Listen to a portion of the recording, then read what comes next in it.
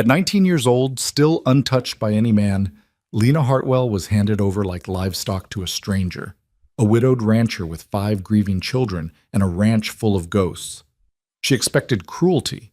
She expected to be used and discarded like every other unwanted soul before her. But what she found in the barren hills of Wyoming would shatter everything she believed about survival, belonging, and what it means to be chosen.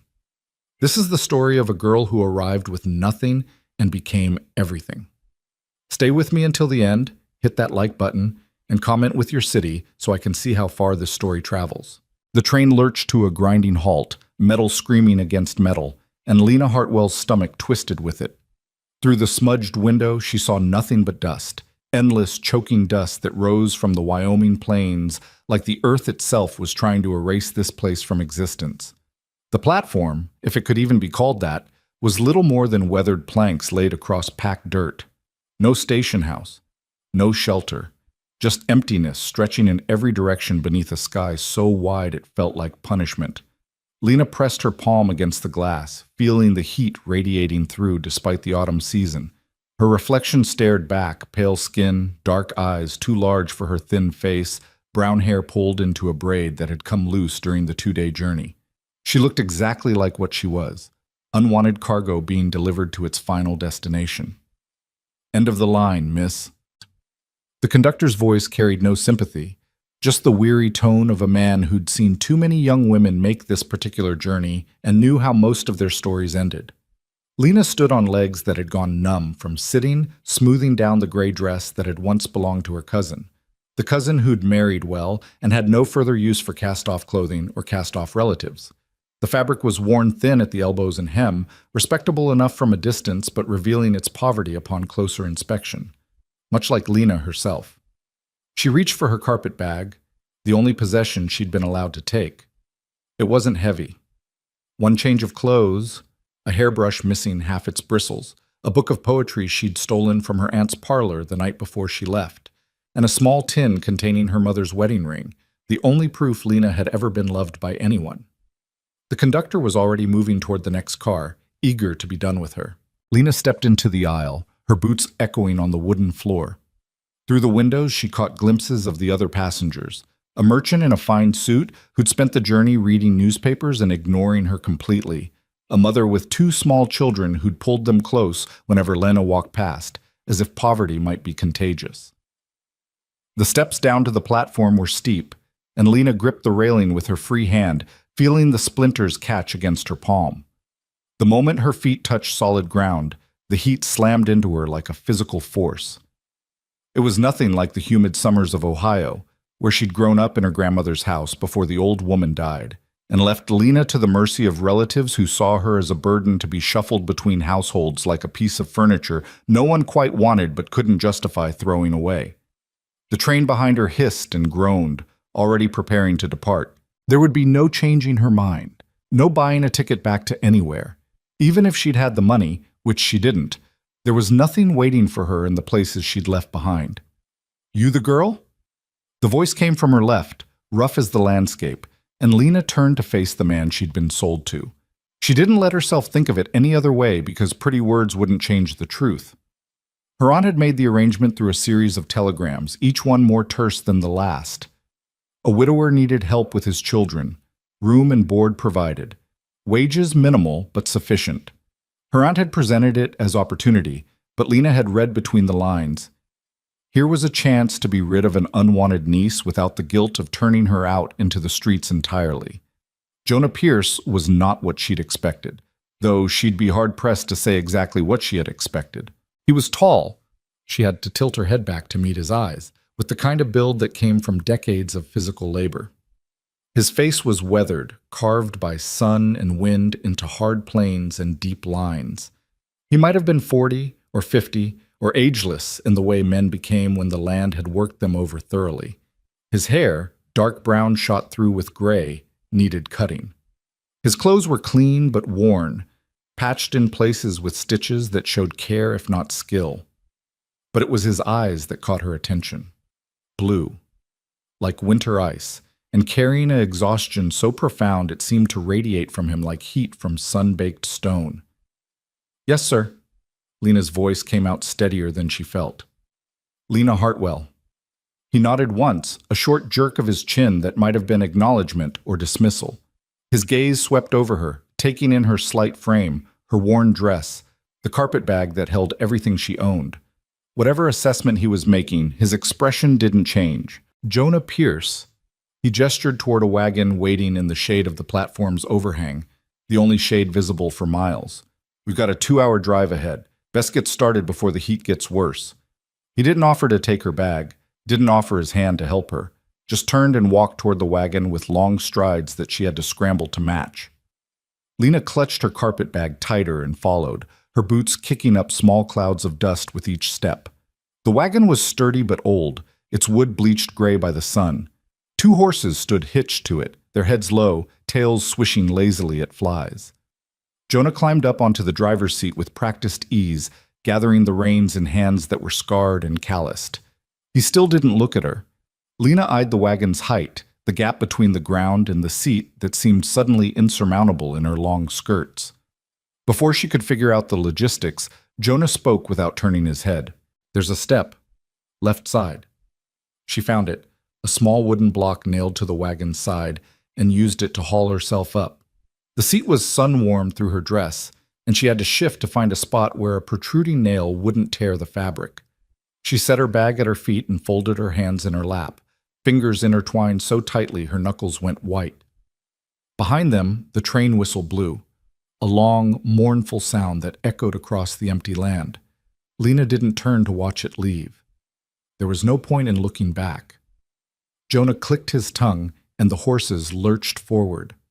The wagon wheels creaked, finding their rhythm, and the train station, such as it was, fell away behind them. Within minutes, it disappeared entirely, swallowed by the dust and distance. The silence between them stretched and settled like the dust coating everything. Lena had never been comfortable with silence, had learned early in her shuffled childhood that quiet meant people were thinking of ways to be rid of you, but she didn't know how to break it. What did one say to a man who'd purchased her services sight unseen? Thank you for the opportunity? I promise to work hard? The words all seemed equally absurd, so she said nothing, and Jonah seemed content with that. His eyes stayed fixed on the horizon, his hands steady on the reins.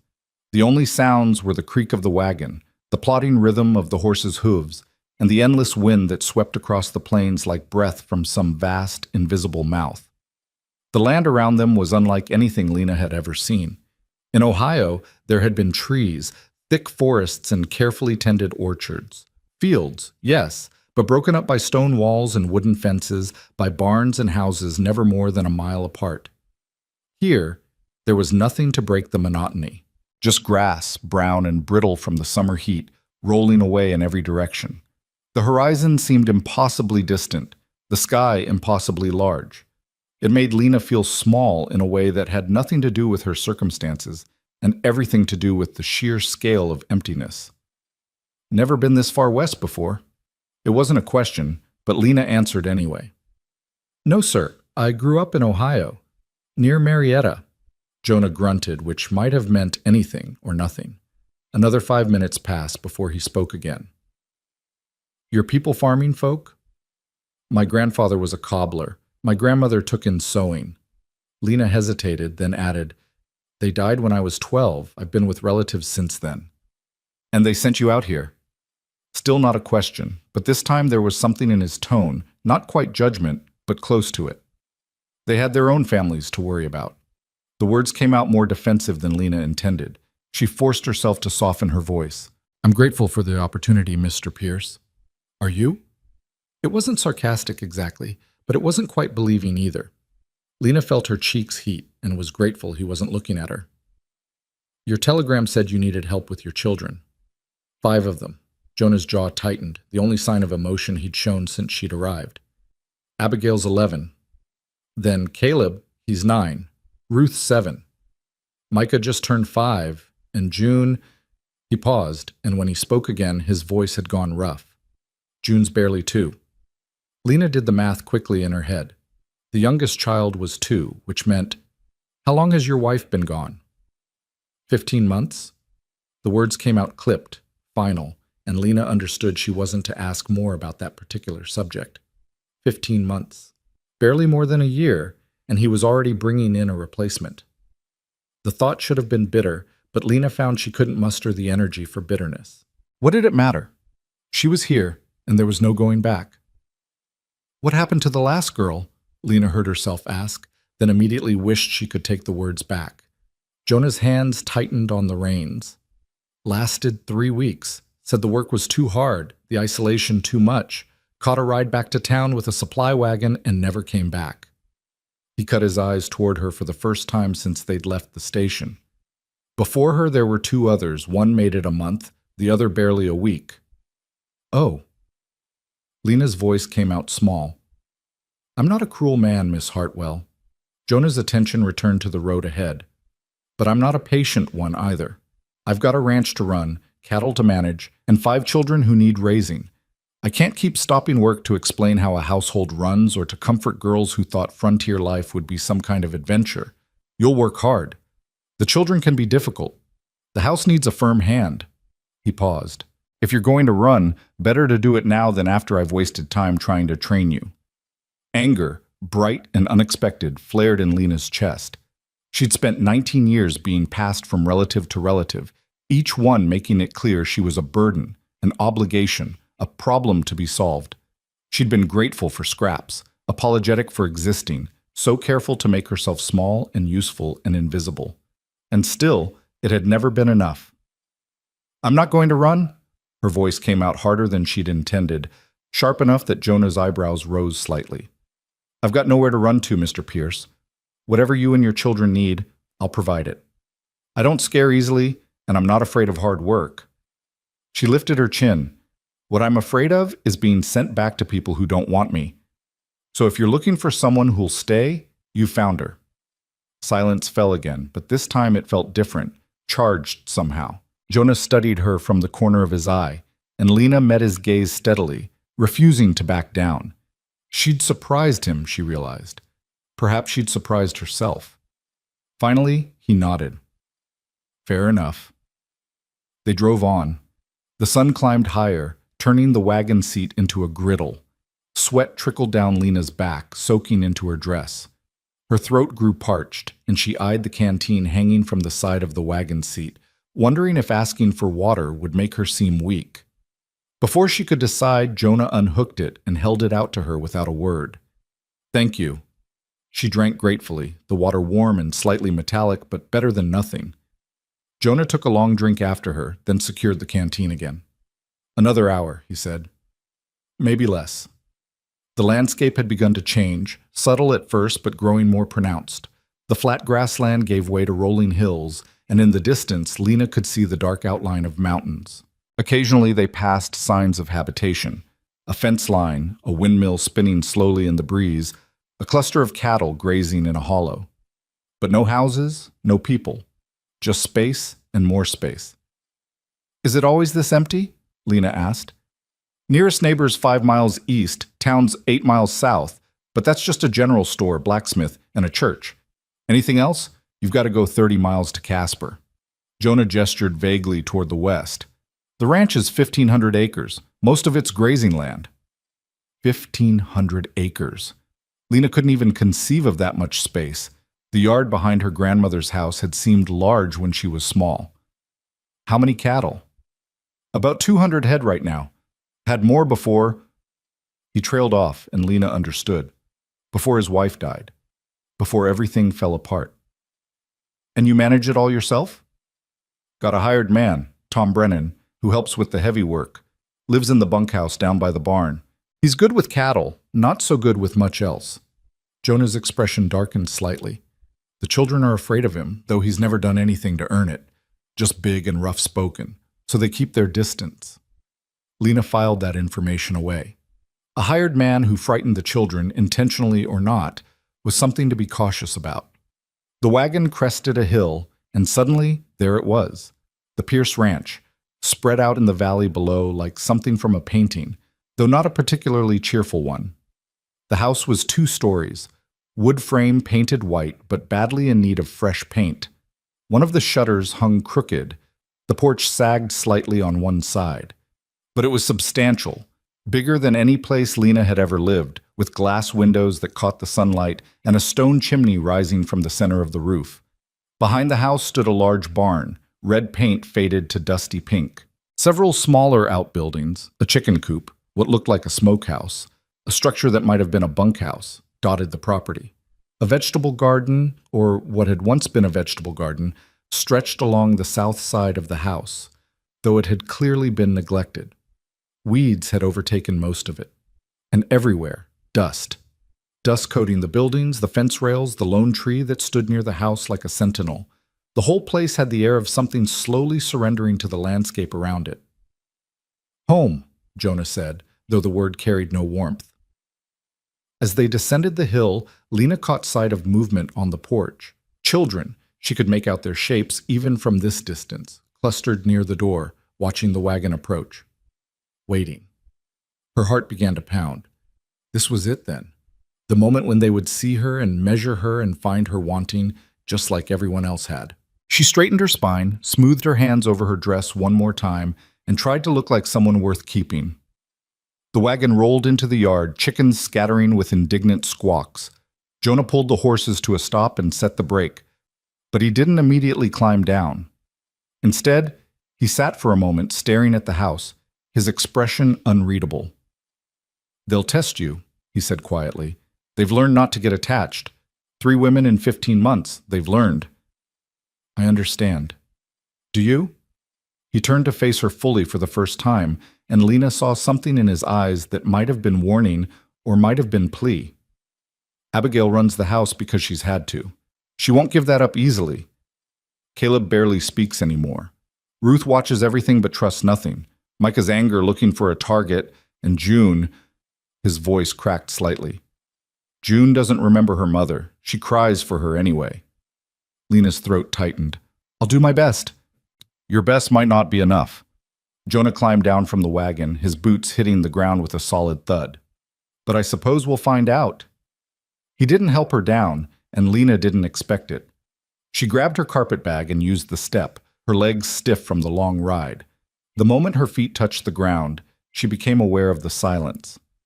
The children on the porch had gone still, 5 pairs of eyes fixed on her with an intensity that made her skin prickle. Jonah walked toward the porch, and Lena followed, her bag clutched in front of her like a shield. As they got closer, the children's faces came into focus, and Lena's heart clenched with an emotion she couldn't quite name.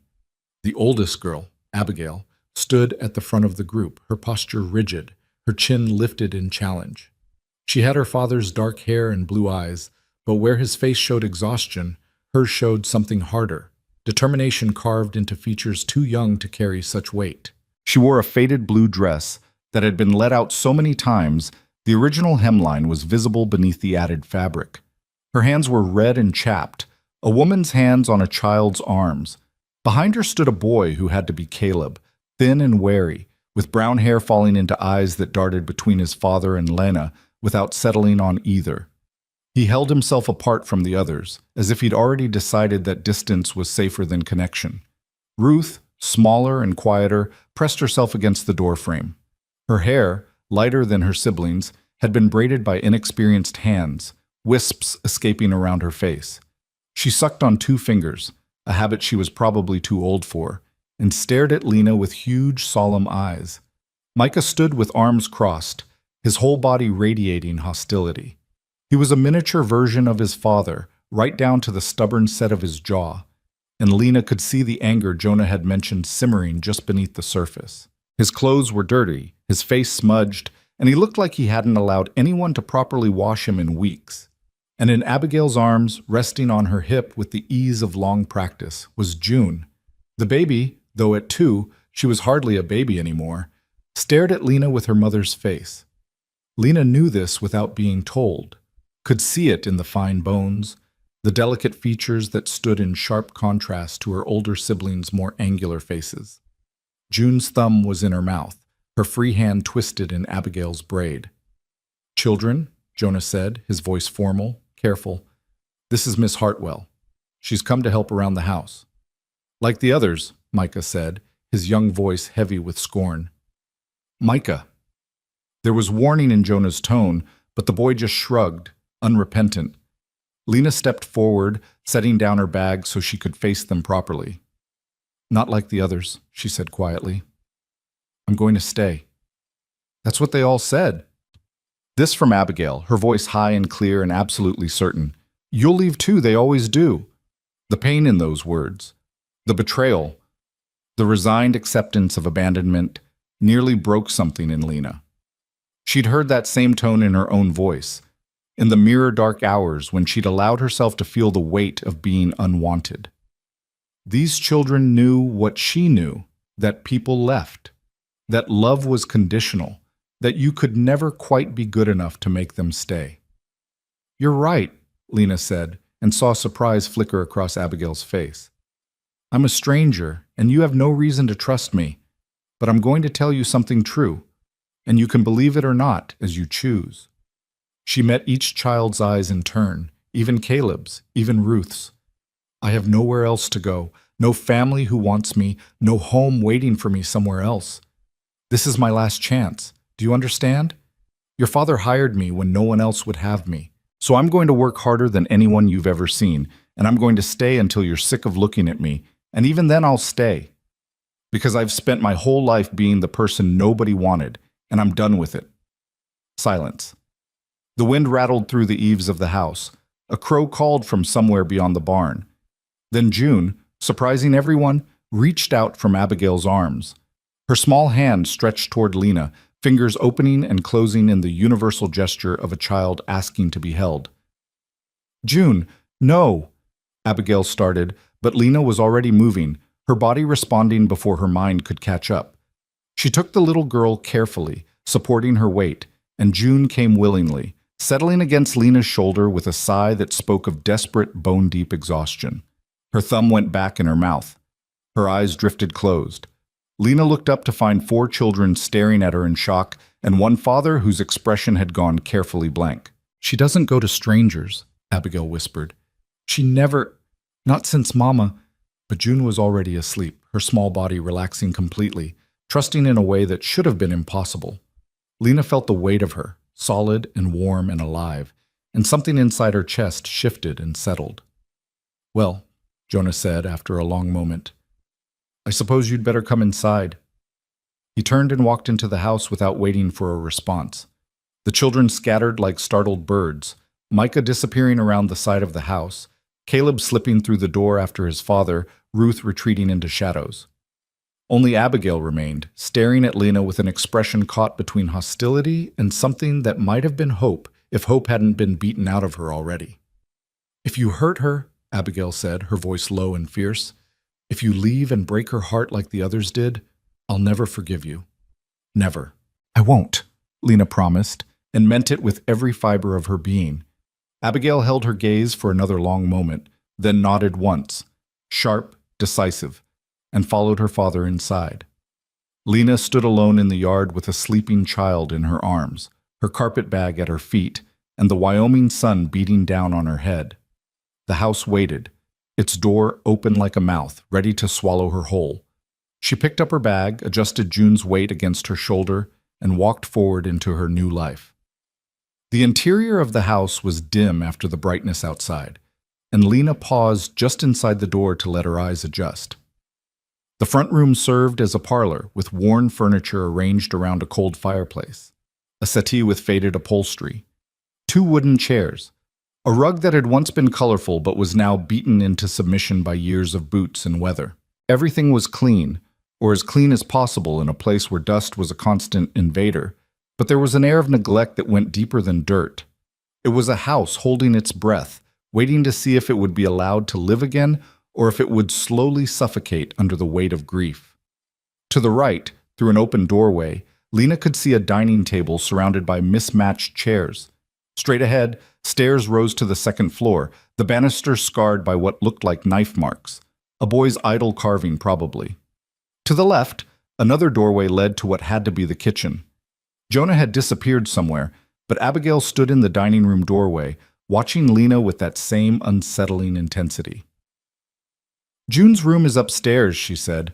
"First door on the right. You can put her down for her nap." Lena nodded and moved toward the stairs, each step creaking under her weight. The second-floor hallway was narrow, with doors opening off both sides.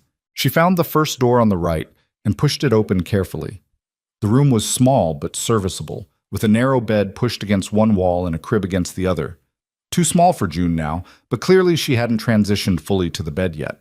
A wooden chest sat beneath the single window, and a rag rug covered the center of the floor. On the wall above the crib hung a sampler, cross-stitched in careful letters. "Bless this child, June Elizabeth Pierce, born March 14th, 1852. Lena's throat tightened.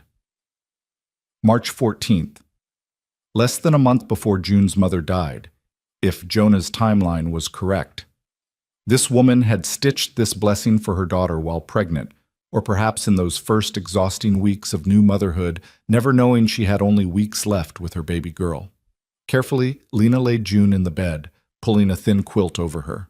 The child stirred slightly but didn't wake, her thumb still firmly in her mouth. In sleep, she looked even younger, heartbreakingly vulnerable. Lena stood for a moment, watching her breathe, then forced herself to turn away. There would be time for tenderness later, or there wouldn't be. Either way, she had work to do. Abigail was waiting at the bottom of the stairs, her expression unreadable. "I'll show you the rest of the house," she said, not quite offering, not quite ordering. "Thank you." The tour was brief and efficient. Kitchen, large but poorly organized, with dishes stacked haphazardly and a cast-iron stove that had seen better days. Pantry, half empty, supplies clearly running low.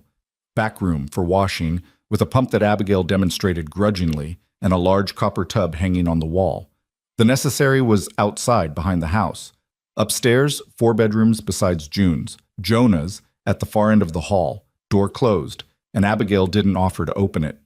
Abigail and Ruth shared one room. Caleb and Micah shared another. And the last room, smallest of all, would be Lena's.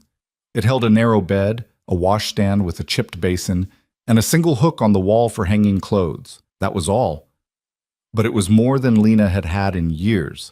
A room of her own, a door that closed, a space where she could simply exist without justifying her presence.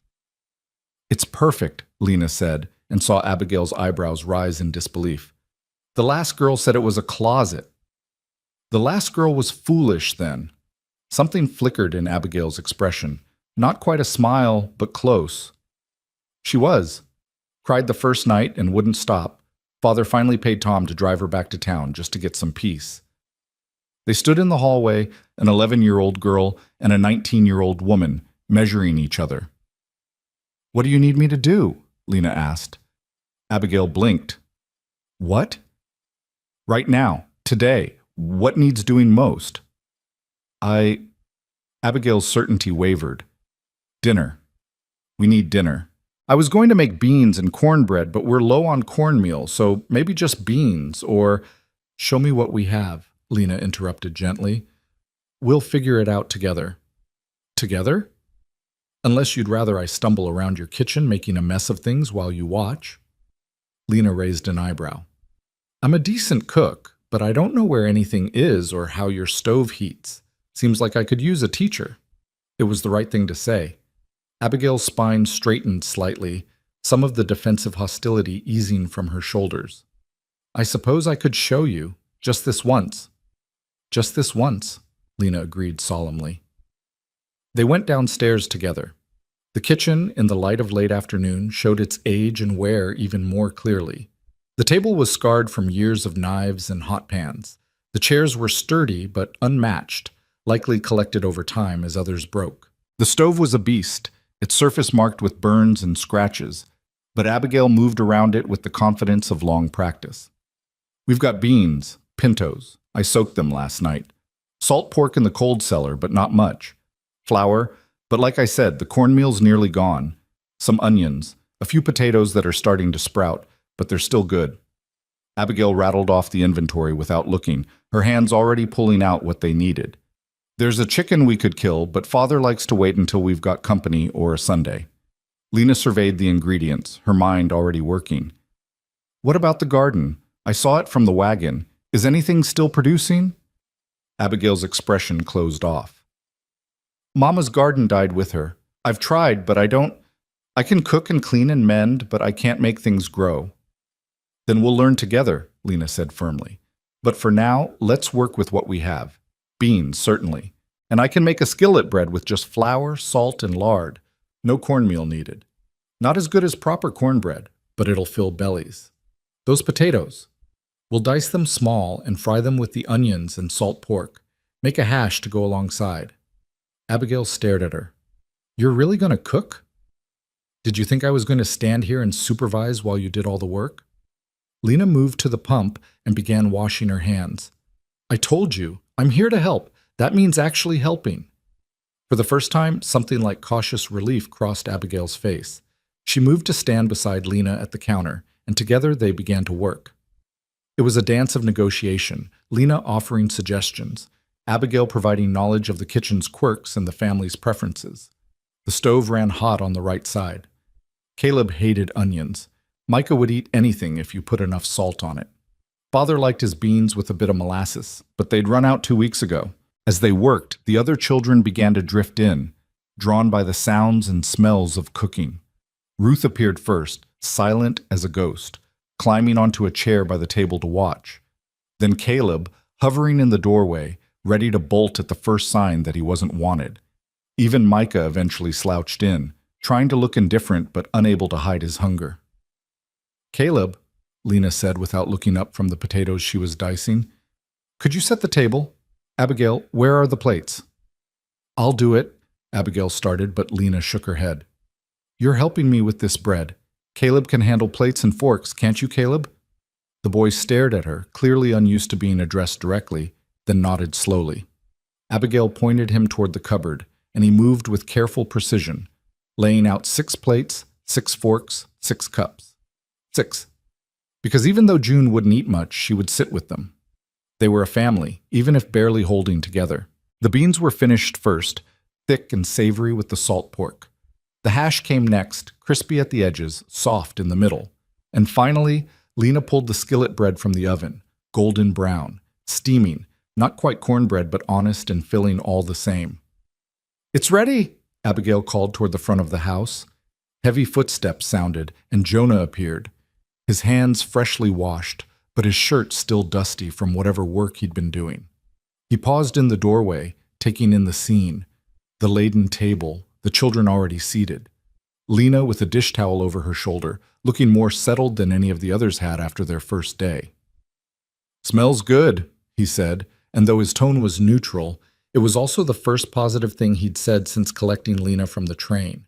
They sat down to eat, Lena taking the seat beside June's high chair, Jonah at the head of the table. For a few minutes, there was only the sound of eating. Hungry children focused on full plates, adults lost in their own thoughts. Then Ruth, small voice barely above a whisper, "It's good." "Thank you, sweetheart," Lena said, and saw the little girl's eyes widen at the endearment. "Don't call her that." Micah's fork clattered against his plate. "You're not our mother." "Micah," Jonah warned. "Well, she's not." The boy's face had gone red, his hands clenched into fists. "And she's going to leave just like the others, so why are we pretending—" "Enough!" Jonah's voice cracked like a whip, and Micah subsided, but his eyes shone with angry tears. Lena set down her fork carefully. "You're absolutely right, Micah. I'm not your mother. I could never be her, and I wouldn't try." She looked around the table, meeting each child's eyes in turn. "But I can be someone who stays. Someone who keeps promises. And I promise you all, right now, I'm not leaving. Whatever happens, however hard it gets, I will be here." "Words," Micah muttered, but there was less certainty in his voice. "Yes," Lena agreed. "Just words for now. But words are all I have to give you until time proves them true. So I'll say them as many times as you need to hear them. I'm staying." Silence fell again, but this time it felt less hostile, more thoughtful. Even Micah bent back to his plate, though his shoulders remained rigid. After dinner, Lena insisted on cleaning up while Abigail saw to getting the younger children ready for bed. The girl looked like she wanted to argue, clearly unused to having her responsibilities taken away, but exhaustion won out. She nodded and herded Ruth and Micah toward the stairs. Lena worked in the darkening kitchen, washing dishes in water heated on the stove, her hands moving through familiar motions while her mind spun. Her first day was nearly over. She'd survived it, more than survived, perhaps. June had taken to her. Abigail had accepted her help, however grudgingly. Even Ruth had offered that tiny compliment. But Caleb remained distant, and Micah openly hostile. And Jonah was an enigma. A man running on fumes, exhaustion carved into every line of his body, trying to hold together a family and a ranch while slowly drowning in the weight of it all. The back door opened and Jonah stepped in, carrying a bucket of fresh water from the pump. He set it on the counter without speaking, then leaned against the doorframe, watching her work. "You did well today," he said finally. Lena looked up, surprised. "Thank you." "Don't thank me yet. Today was easy. Tomorrow you'll have the full weight of this place on your shoulders." He rubbed a hand over his face. "The children will test you harder. They'll push to see where you break. And the work? Cooking's just the start. There's washing, mending, cleaning, the garden if you meant what you said about reviving it, eggs to collect, butter to churn, bread to bake." "I know." "Do you?" He straightened, his blue eyes searching her face. "You're younger than I expected, younger than the others were. I'm not sure—" "I'll manage," Lena interrupted firmly. "I've been managing since I was 12 years old, Mr. Pierce. I raised myself while living in other people's houses. I think I can handle yours." A ghost of something, respect maybe, or at least recognition, flickered across his expression. "Jonah. If you're staying, you'll call me Jonah." "Jonah," Lena repeated, testing the name. He nodded once, then pushed away from the doorframe. "I'll see to the stock. Don't wait up. I've got late work to finish." He left before she could respond, the door closing quietly behind him. Lena stood alone in the kitchen, her hands in dishwater, listening to the sounds of the house settling around her. Footsteps overhead as Abigail moved between rooms, the creak of beds, the faint murmur of voices. She was here. She had arrived at the edge of nowhere and been handed a family that didn't want her, a house full of ghosts, and work that would break her back if she let it. But for the first time in years, Lena felt something unfamiliar stirring in her chest. Not hope, exactly, but possibility. The possibility that she might finally be allowed to stop running, that she might build something here in this harsh landscape that no one could take away. She finished the dishes, dried her hands on her apron, and went upstairs to the small room that was now hers. Her carpet bag sat on the bed where she'd left it, and she unpacked her meager belongings with care. One dress hung on the hook, the nightgown folded at the foot of the bed, the book of poetry on the washstand, the tin with her mother's ring tucked safely in the drawer. From down the hall, she heard June cry out in her sleep, a wordless sound of distress. Lena moved without thinking, crossing to the child's room and easing open the door. Abigail sat on the edge of June's bed, rubbing her sister's back in slow circles. She looked up when Lena entered, her expression caught between resentment at the intrusion and relief at not being alone. "She has nightmares," Abigail whispered. "Almost every night. I usually sit with her until she settles." "May I?" Lena gestured to the other side of the bed. After a moment's hesitation, Abigail nodded. They sat together in the darkness, two strangers bound by the care of a grieving child, and waited for morning to come. Dawn came too early and too bright, slicing through the thin curtains of Lena's room like an accusation. She woke disoriented, her body aching from the narrow bed and the tension of sleeping in a strange place. For a moment, she didn't remember where she was. Then it all came rushing back. Wyoming, the ranch, 5 children and a widowed man who'd taken her on as a last resort. She dressed quickly in the dim light, braiding her hair with practiced efficiency and splashing cold water on her face from the basin. Her second dress, the only other one she owned, was nearly identical to yesterday's, just a slightly darker shade of gray. She smoothed it down and took a breath, steeling herself for whatever this day would bring. The house was silent as she made her way downstairs, but it was the silence of a place waiting, not sleeping. Lena had learned to read the quality of quiet in all the houses she'd lived in. This one hummed with awareness, like a held breath. The kitchen was exactly as she'd left it the night before, clean and orderly. Lena moved to the stove and began building a fire, grateful that Abigail had shown her where the kindling was kept. The cast-iron beast took time to heat, but she'd worked with worse. While she waited, she investigated the pantry more thoroughly than she'd had time for yesterday. The shelves told a story of gradual decline. Jars of preserved vegetables from previous years sat in the back, their contents darkening with age, too old to trust now. A sack of flour, perhaps 20 pounds left. Dried beans in abundance, at least. Salt pork wrapped in cheesecloth. A small jar of precious sugar, nearly empty. No coffee, she noted. Jonah must have given that up months ago. You're up early. Lena turned to find Jonah in the doorway, his hair damp from washing, his shirt buttoned but untucked. He looked marginally more rested than he had yesterday, though the shadows under his eyes suggested sleep was still a rare commodity. Habit, Lena said. My aunt believed idle hands were the devil's workshop. I was expected to be up before the household, ready to work. Your aunt sounds like a hard woman. She was practical. Lena kept her tone neutral. She had her own family to care for. I was an extra mouth to feed. Jonah moved to the water bucket and dipped himself a cup, drinking it down in one long swallow.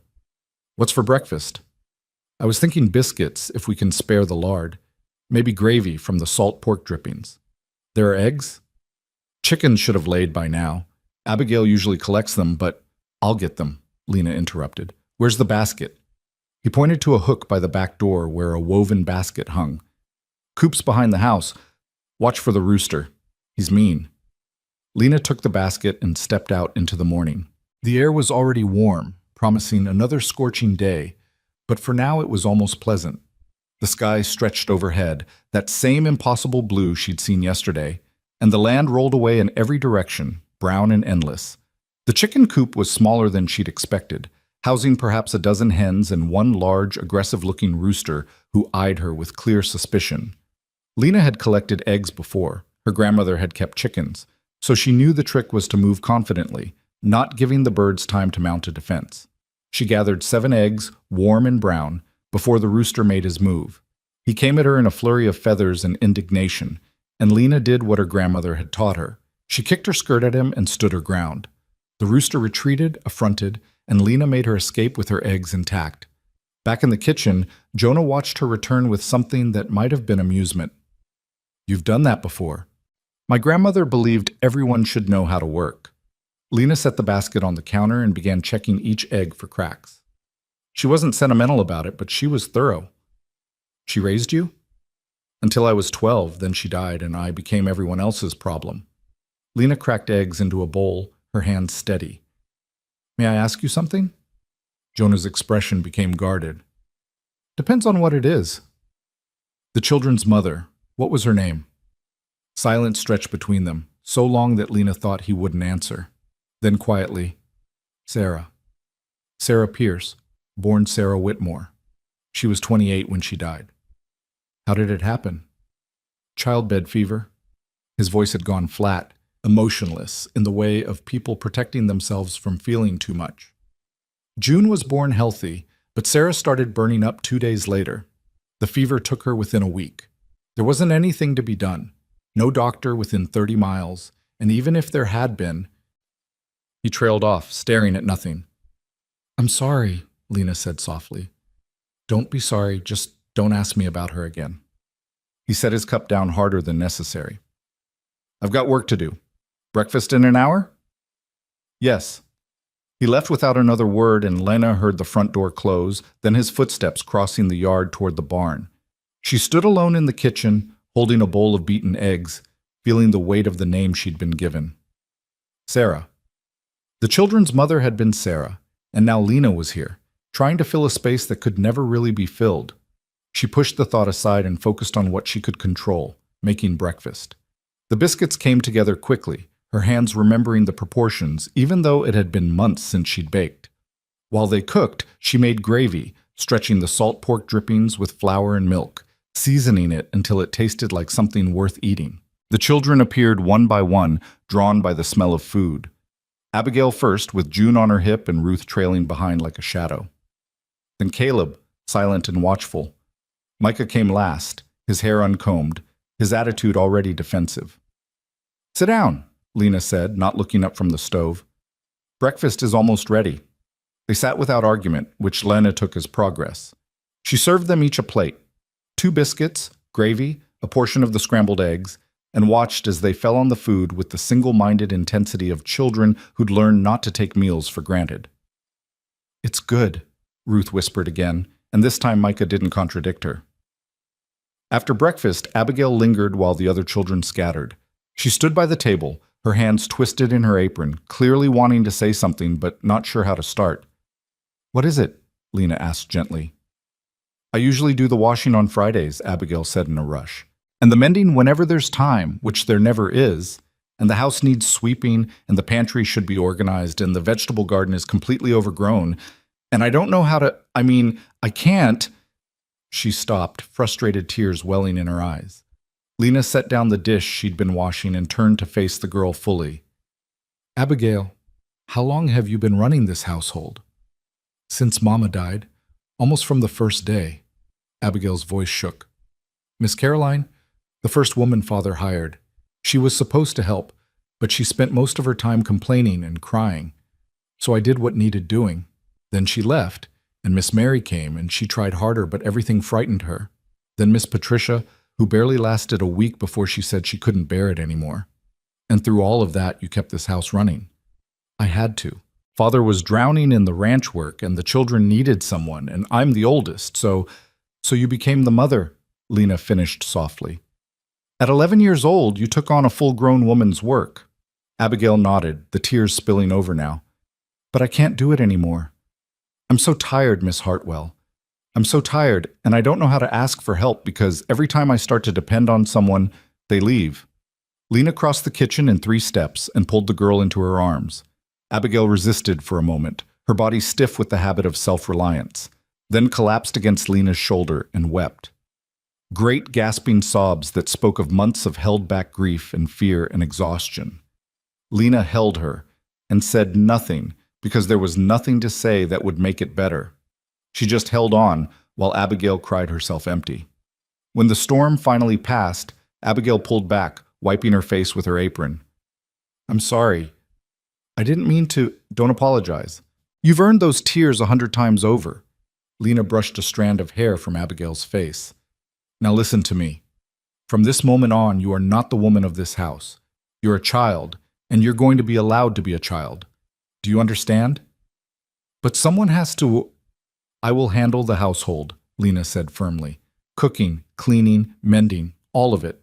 You will help me, yes, because children should learn these skills and because I'll need your knowledge of how things work here. But the responsibility isn't yours anymore. It's mine." Abigail stared at her. "You mean it?" "I do. In fact, I'm going to need you to teach me something this morning." "Teach you what?" "How to work that monster of a stove without burning down the kitchen," Lena said, gesturing at the cast-iron beast. "You know its temperament better than anyone. Will you show me?" Something shifted in Abigail's expression, the tiniest easing of the burden she'd carried for so long. "The right side runs hotter than the left," she began, moving toward the stove. "And the oven door doesn't seal properly on the bottom, so you have to rotate whatever you're baking halfway through." They spent the next hour going through the kitchen together, Abigail explaining every quirk and system she'd developed, Lena listening and learning and asking questions that made it clear she valued the girl's expertise. By the time they finished, Abigail was standing straighter, her voice steadier. "What about the garden?" Abigail asked. "You said yesterday we'd learn together, but I've killed everything I've tried to grow. I don't think—" "Then we'll start small," Lena interrupted. "Not a whole garden at first, just one bed cleared and replanted. Something manageable. And we'll do it together, so if it fails for both of us." "When?" "This afternoon, if it's not too hot. But first I need you to show me where your mother kept her household notes." Abigail's eyes widened. "How did you know about those?" "Because I saw how organized things were despite the chaos," Lena said. "Someone taught you well, which means someone wrote things down." "Where did she keep them?" Abigail led her upstairs to the master bedroom, Jonah's room. The door was closed, and Abigail hesitated before opening it, as if crossing a threshold that had been forbidden. The room was sparse and painfully neat. A large bed, carefully made, a wardrobe, a dresser with a small mirror, and on the dresser, a wooden box carved with flowers. "Mama kept everything in there," Abigail whispered. "Recipes, household schedules, notes about the children. Father hasn't touched it since she died.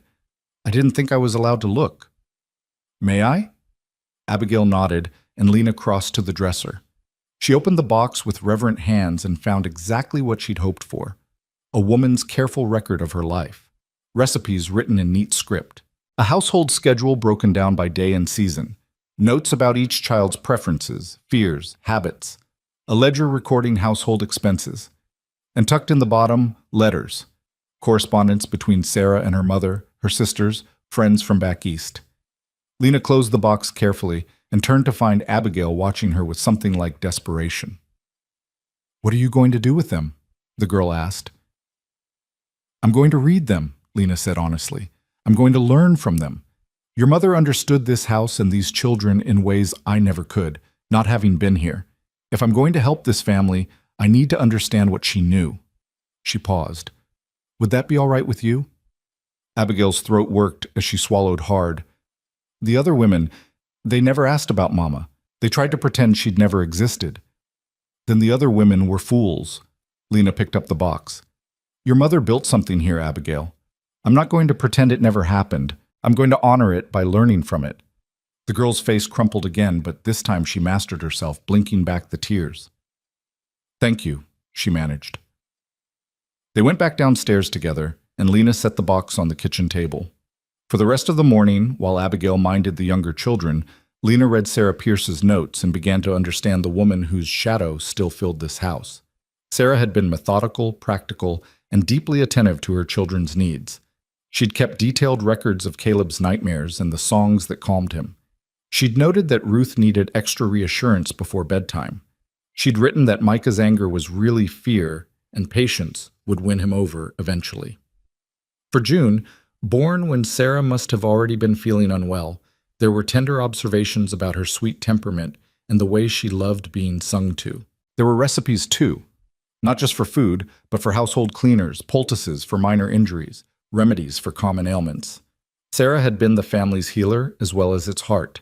And in the letters, Lena found a woman who'd been lonely but determined, who'd struggled with the isolation of ranch life but had chosen to stay because she loved her family more than she hated the emptiness. A woman not so different from Lena herself.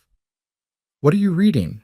Lena looked up to find Caleb in the doorway, his expression guarded but curious. It was the first time he'd approached her voluntarily. "Your mother's notes," Lena said honestly. "She wrote down recipes and household schedules. I'm trying to learn how she did things." Caleb moved closer, his eyes fixed on the open box. "May I see?" Lena turned the box toward him. "Of course." He reached in with careful hands and pulled out a folded piece of paper. When he opened it, Lena saw it was a drawing, childish but recognizable as a family portrait. 5 figures in a row, with Caleb, age 7, written at the bottom in Sarah's handwriting. "She kept it," Caleb whispered. "I drew this for her birthday, and she kept it." "She kept everything that mattered," Lena said gently. "Look, there are drawings from all of you in here, and letters you wrote when you were learning to spell. She treasured these things." Caleb's fingers trembled as he sifted through the contents of the box. When he finally looked up, his eyes were bright with unshed tears. "Do you think she knew? That she was going to die?" The question hung in the air between them, and Lena understood she was being tested. If she lied or softened the truth, she'd lose him. "I don't know," she said honestly, "but I think she hoped. I think she hoped she'd have years and years with all of you. That's what these notes tell me. They're the notes of a woman planning for a future she expected to live in." "Then it's not fair," Caleb said fiercely. "She did everything right, and she still died, and it's not fair."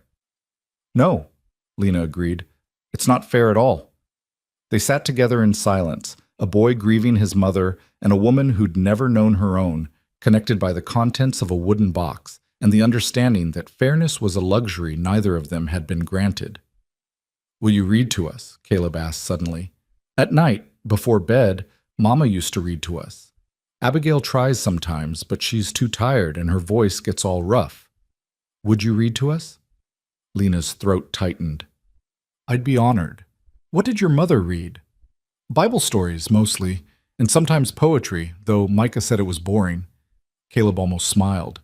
Do you know any poetry? Some. Lena thought of the slim volume upstairs in her room, the one she'd stolen from her aunt. I could read from my book tonight if you'd like. I'd like that. Caleb carefully returned his drawing to the box. Miss Hartwell, are you really going to stay? Yes, Caleb, I really am. He nodded slowly, as if filing this information away to examine later, then slipped out of the kitchen as silently as he'd entered. But something had shifted between them. Lena could feel it. A small bridge built across a vast distance. At midday, Jonah came in for dinner. The main meal, Lena had learned, was taken in the middle of the day when the heat made outdoor work nearly impossible. She served the bean soup she'd made from yesterday's leftovers, stretching it with more water and the vegetables she'd salvaged from the dying garden. It wasn't much, but it was hot and filling. We need supplies, Jonah said abruptly, halfway through his meal. I'll make a run to town tomorrow. Make a list of what you need and... Lena's mind immediately began cataloging. Flour, cornmeal, coffee, sugar if they could afford it, salt, yeast, lard, fabric for mending, thread, needles, lamp oil, soap. How much can we spend? She asked. Jonah's jaw tightened. Make the list. I'll figure out what we can afford. Which meant, Lena understood, that money was tight. Tighter than he wanted to admit, probably. She nodded and said nothing more about it. After dinner, while Jonah returned to the fields and the younger children napped, Lena and Abigail tackled the garden. Or rather, they tackled one small section of it, a plot perhaps 6 feet square near the kitchen door, where herbs and quick-growing vegetables might once have thrived. The work was backbreaking. The weeds had grown thick and deep-rooted, and the earth beneath was hard-packed from weeks of neglect. They worked in silence at first, Lena with a hoe and Abigail with a spade, both of them sweating in the afternoon heat. Why are you doing this? Abigail asked finally, pausing to wipe her forehead. Doing what? Any of it. You could just cook and clean like the others tried to do. You don't have to read Mama's notes or learn about us or try to fix the garden. Abigail's voice was sharp with confusion. Why do you care? Lena leaned on her hoe, considering the question. Do you know what it's like to live somewhere you're not wanted? No. I do. I've lived in 5 different houses since my grandmother died. In every single one, I was a burden, an obligation, someone to be tolerated but never loved. Lena returned to her work, chopping at a particularly stubborn weed. I was given the leftover food, the hand-me-down clothes, the smallest room, the hardest chores, and I was grateful because at least I had a roof over my head. But I was never part of the family. I was always separate, always temporary. She paused, catching her breath. Your father brought me here as hired help, and I understand that's what I am. But for the first time in 7 years, I have the chance to belong somewhere, to be essential instead of extra, to build something that can't be taken away from me. She met Abigail's eyes. So yes, I care. I care because this is my last chance, and I'm not going to waste it. Abigail stared at her for a long moment, then returned to digging. But when she spoke again, her voice was softer. Mama would have liked you. I hope so, Lena said quietly. I truly hope so. They worked until the sun began its descent toward the horizon, clearing the plot and turning the soil. It wasn't much, just one small square of earth reclaimed from chaos. But it was a beginning. That evening, after supper, Lena gathered the children in the front room. June sat in her lap, thumb in mouth, already drowsy. Ruth and Caleb settled on the floor near her feet. Micah slouched in a chair, trying to look disinterested, but watching Lena with sharp eyes. Abigail took the settee, her mending in her hands, but her attention focused on Lena. Your brother asked if I would read to you, Lena said, pulling out her book of poetry. This is what I have. It's not the Bible, but it tells stories all the same. She opened to a familiar page and began to read. Wordsworth's Daffodils, her grandmother's favorite. Her voice filled the room, steady and clear, painting pictures of golden flowers and dancing clouds. She read 3 poems, choosing ones she thought the children might understand, ones about nature and seasons and the persistence of beauty. When she finished, June was asleep against her shoulder. Ruth had moved closer, her small hand resting on Lena's knee. Even Micah had stopped pretending not to listen. More tomorrow? Caleb asked.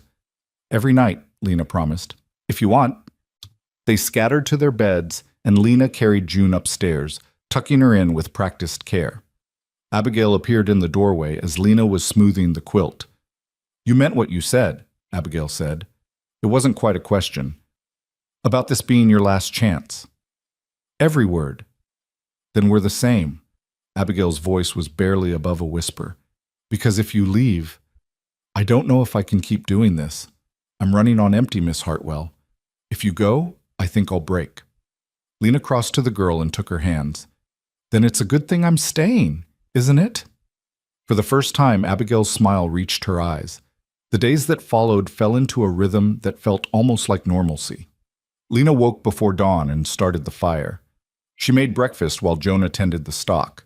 She fed the children, cleaned the kitchen, and then tackled whatever task the household demanded. Washing on Monday, mending on Tuesday, baking on Wednesday. The children orbited around her, gradually drawing closer. Ruth began following Lena everywhere, a small shadow who rarely spoke but was always present. Caleb started lingering in the kitchen, asking questions about the poetry she read and eventually about other things. What Ohio was like, whether she'd ever seen the ocean, did she know any songs? Even Micah began to thaw, though he fought it every step of the way. He tested her constantly, deliberately making messes to see if she'd scold him, refusing to wash before meals, talking back with casual cruelty. Lena met each challenge with patience that came from understanding. She'd been an angry child too once. She knew that anger was just fear wearing armor. On the fourth day, Jonah made his supply run to town. He left before dawn and returned as the sun was setting, his wagon loaded with provisions. He'd bought everything on Lena's list and more. Fabric for new dresses for the girls, a peppermint stick for each child, even coffee, which he'd said they couldn't afford. You've earned it, was all he said when Lena protested. That night, after the children were asleep, Lena found him on the porch, staring out at the dark land. She brought him coffee, brewed strong the way Sarah's notes said he liked it.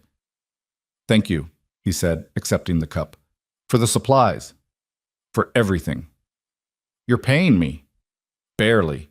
Jonah's laugh was bitter. Room and board and $5 a month. It's an insult and we both know it. It's more than I had before, Lena said honestly. She sat down on the porch steps, leaving space between them. May I ask you something? He tensed. If it's about Sarah, it's not. It's about the ranch. Lena wrapped her arms around her knees. You're struggling. Even I can see that. Why? Jonah was silent for so long she thought he wouldn't answer. Then, lost half my herd last winter. Brutal cold snap caught us unprepared, and we didn't have enough fodder stored. Then Sarah died, and I couldn't focus on anything for months. By the time I pulled myself together enough to function, the ranch was already hemorrhaging money. He took a long drink of coffee. I'm one bad season away from losing everything. What would help? Time? Focus. A full crew instead of just me and Tom trying to do the work of 5 men. But I can't afford to hire anyone else, not with 5 children to feed, and... He stopped abruptly. And me, Lena finished. You can't afford me either. I need you more than I need hired hands, Jonah said roughly. The children? They're coming back to life. I see it. Ruth smiles now. Caleb talks. Even Micah is less volatile. That's worth more than cattle. Lena's chest tightened. I could help with the ranch work. I'm not strong, but I can learn. Absolutely not. Why not? I'm already up before dawn. I could... No. Jonah's voice was hard. I won't have you working yourself to death the way Sarah did. She tried to do everything. The house, the children, help with the ranch. And it killed her. The fever took her, yes, but she was already exhausted, already worn down. I won't watch that happen again. They sat in charged silence, the night sounds of the prairie filling the space between words. I'm not Sarah, Lena said finally. I know that. Jonah's voice had softened. But you're the only reason this household is still functioning, and I won't risk that for the sake of a few more cattle. Lena understood this was as close to praise as she was likely to get from him. She finished her coffee and stood. I should sleep. Morning comes early. Lena. She turned back, surprised he'd used her given name. Thank you for staying. "Thank you for letting me," she said, and meant it. Inside, she checked on each child one final time, a habit she'd fallen into without deciding to. June sprawled across her bed in the abandon of toddler sleep. Ruth, curled tight with her rag doll clutched to her chest. Caleb, one arm flung over his head, his face peaceful in sleep in a way it never was when awake. Micah, even in sleep looking defiant, his jaw set stubbornly. And Abigail, no longer in her own bed but curled up in the chair beside June's crib, keeping watch even in her dreams. Lena returned to her own small room and sat on the edge of her narrow bed. She pulled out her mother's ring from the tin where she kept it and held it up to the lamplight. Her mother had worn this when she married, had loved and been loved, had created a family that death had torn apart too soon. Lena slipped the ring onto her own finger. Too large, it spun loosely, and made a silent promise. She would protect this family. She would fight for them. She would stay. Whatever it cost her, she would stay. The promise Lena had made to herself that night would be tested far sooner than she expected. 3 weeks into her time at the Pierce Ranch, the wind changed. Lena woke to it in the pre-dawn darkness, a different quality to the air that made her skin prickle with instinctive warning. By the time she dressed and made her way downstairs, Jonah was already in the kitchen, his face grim as he stared out the window at a sky that had turned the color of old bruises. "Storm coming," he said without preamble. "Big one by the feel of it. Could be rain, could be worse." Lena moved to stand beside him, following his gaze. The horizon had disappeared beneath a wall of darkness that seemed to be eating the landscape as it approached. Even as she watched, the wind picked up, rattling the window panes and sending dust devils spinning across the yard. "What do we need to do?" she asked. Jonah turned to her, and she saw something like respect flicker in his expression. The other women would have panicked or peppered him with anxious questions. Lena simply asked what needed doing and waited for instruction. "Secure anything outside that might blow away. Check that all the windows are latched. Fill every container we have with water. If this is what I think it is, we might lose the well temporarily." He was already moving toward the door, pulling on his work jacket. "Keep the children inside no matter what. Tom and I will get the livestock secured." "Jonah?" He paused, hand on the doorknob. "Be careful." Something passed between them, quick as lightning but just as electric. Then he was gone, the door slamming behind him as the wind tried to tear it from his grip. Lena worked quickly, her movements efficient despite the fear curling in her stomach. She'd never experienced a prairie storm, but she'd heard stories from the other passengers on the train, tales of winds that could strip paint from buildings, dust so thick it turned day into night, hail the size of eggs that could kill livestock caught in the open. She filled the kitchen pots with water, then the wash basin, then every cup and bowl she could find. Outside, the wind was howling now, a constant scream that set her teeth on edge. The sky had gone from bruised purple to a sickly yellow-gray, and the air itself seemed to vibrate with malevolent energy. The children woke to chaos. Ruth appeared first, her small face white with fear, then Caleb, who immediately went to the window despite Lena's command to stay back. Abigail came down carrying June, both of them wide-eyed and silent. "Is it a twister?" Micah demanded, appearing in his nightshirt, his bravado barely masking his terror. "I don't know," Lena said honestly. "But we're going to stay inside and stay together, and we're going to be fine." The first blast hit like a physical blow. The house shuddered, windows rattling in their frames, and Lena heard something heavy slam into the side of the building. June started to cry, her wails nearly lost in the wind's roar. "Basement!" Abigail shouted over the noise. "There's a root cellar. We should go down." But before Lena could respond, Caleb's voice cut through the chaos. "Where's Micah?" They all turned. The spot where Micah had been standing was empty. "He was just here," Ruth whispered, her fingers back in her mouth, her whole body trembling. Lena's heart dropped into her stomach. She ran to the front door and yanked it open, fighting the wind that tried to slam it back in her face.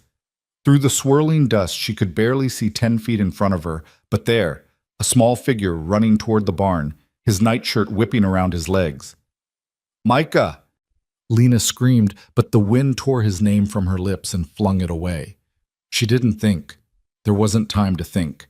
She grabbed her shawl from the hook by the door and plunged out into the storm. The wind hit her like a fist, nearly knocking her off her feet.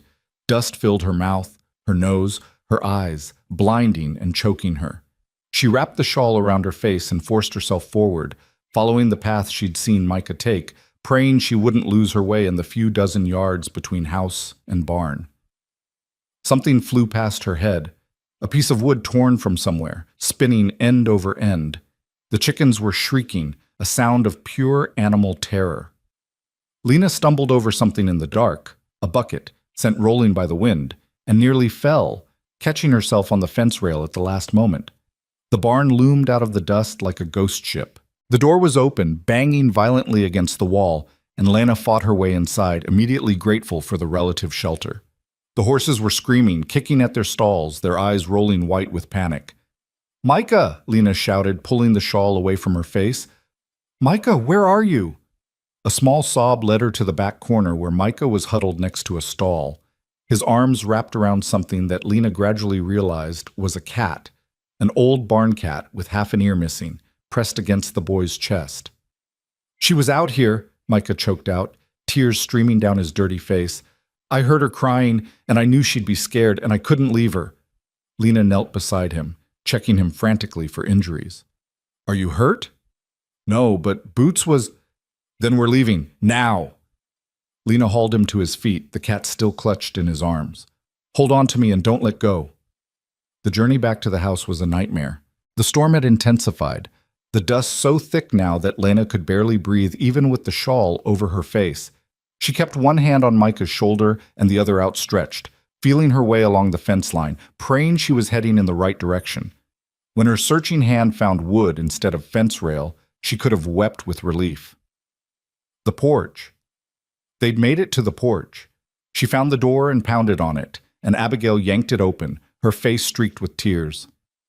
"Thank the stars! Thank the stars!" The girl was sobbing as she pulled them both inside and slammed the door shut behind them. Lena collapsed against the wall, gasping for air, her lungs burning from the dust. Micah was still clutching the cat, who looked equally traumatized but unharmed. Around them, the house continued to shudder and groan under the storm's assault. "Don't you ever," Lena managed between coughs, grabbing Micah's shoulder, "ever do something like that again. Do you understand me?" Micah nodded, his defiance completely stripped away, leaving only a frightened 5-year-old boy. I'm sorry, I just couldn't leave her." "I know." Lena pulled him into a fierce hug, cat and all. "I know, baby, but you could have died. You could have died, and I—" Her voice broke. They huddled together in the parlor as the storm raged outside. Lena had never experienced anything like it. The sheer violence of wind that could shake a house to its foundations, the darkness that turned midday into midnight, the sound like 1,000 freight trains bearing down on them all at once. June screamed herself hoarse before finally collapsing into exhausted sleep in Lena's lap. Ruth pressed so close to Lena's side that she might have been trying to crawl inside her skin. Caleb sat rigid and silent, his jaw clenched so tight Lena worried he'd crack his teeth. Abigail held herself together through sheer force of will, though Lena could see the girl was trembling. And Micah, still holding his cat, stayed within arm's reach of Lena, as if her presence was the only anchor keeping him from flying apart. The storm lasted 3 hours that felt like 3 days. When it finally passed, moving on to terrorize some other stretch of prairie, the silence was almost as shocking as the noise had been. Jonah burst through the door moments later, Tom right behind him, both men coated head to toe in dust that made them look like ghosts. Jonah's eyes swept the room, counting children, before landing on Lena. "Everyone all right?" His voice was rough, abraded by dust and shouting. "We're fine," Lena managed. "The house held." "Barely." Tom moved to the window, assessing the damage. "Lost part of the barn roof. Chicken coops destroyed. Haven't checked the cattle yet, but later." Jonah crossed to where Lena sat surrounded by children and dropped into a crouch in front of her. Up close, she could see the fear that had been driving him, stark in his eyes. "I saw you go out, saw you run into that storm." His hands were shaking as he reached out to brush dust from her hair. "What were you thinking?" "Micah went after his cat. I went after Micah." Lena met his gaze steadily. "What would you have had me do? Leave him?" "Yes," Jonah said harshly. "Better one child lost than you both dead." No. Lena's voice was quiet but absolute. I told these children I would stay. That means I stay through everything, including storms, including danger. I won't abandon them. Not for anything. Something shifted in Jonah's expression, something profound and irreversible. He stared at her as if seeing her clearly for the first time, and what he saw made his breath catch. You could have died, he said again, but this time it wasn't anger in his voice. It was something else entirely. But I didn't.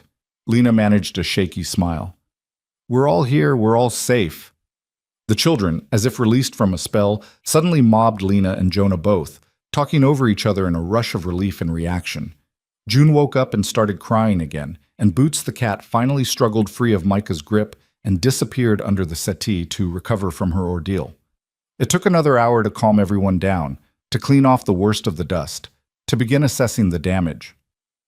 The house had survived largely intact, though 2 windows were cracked and would need replacing. The barn had lost a section of roof, as Tom had reported, but the structure was sound.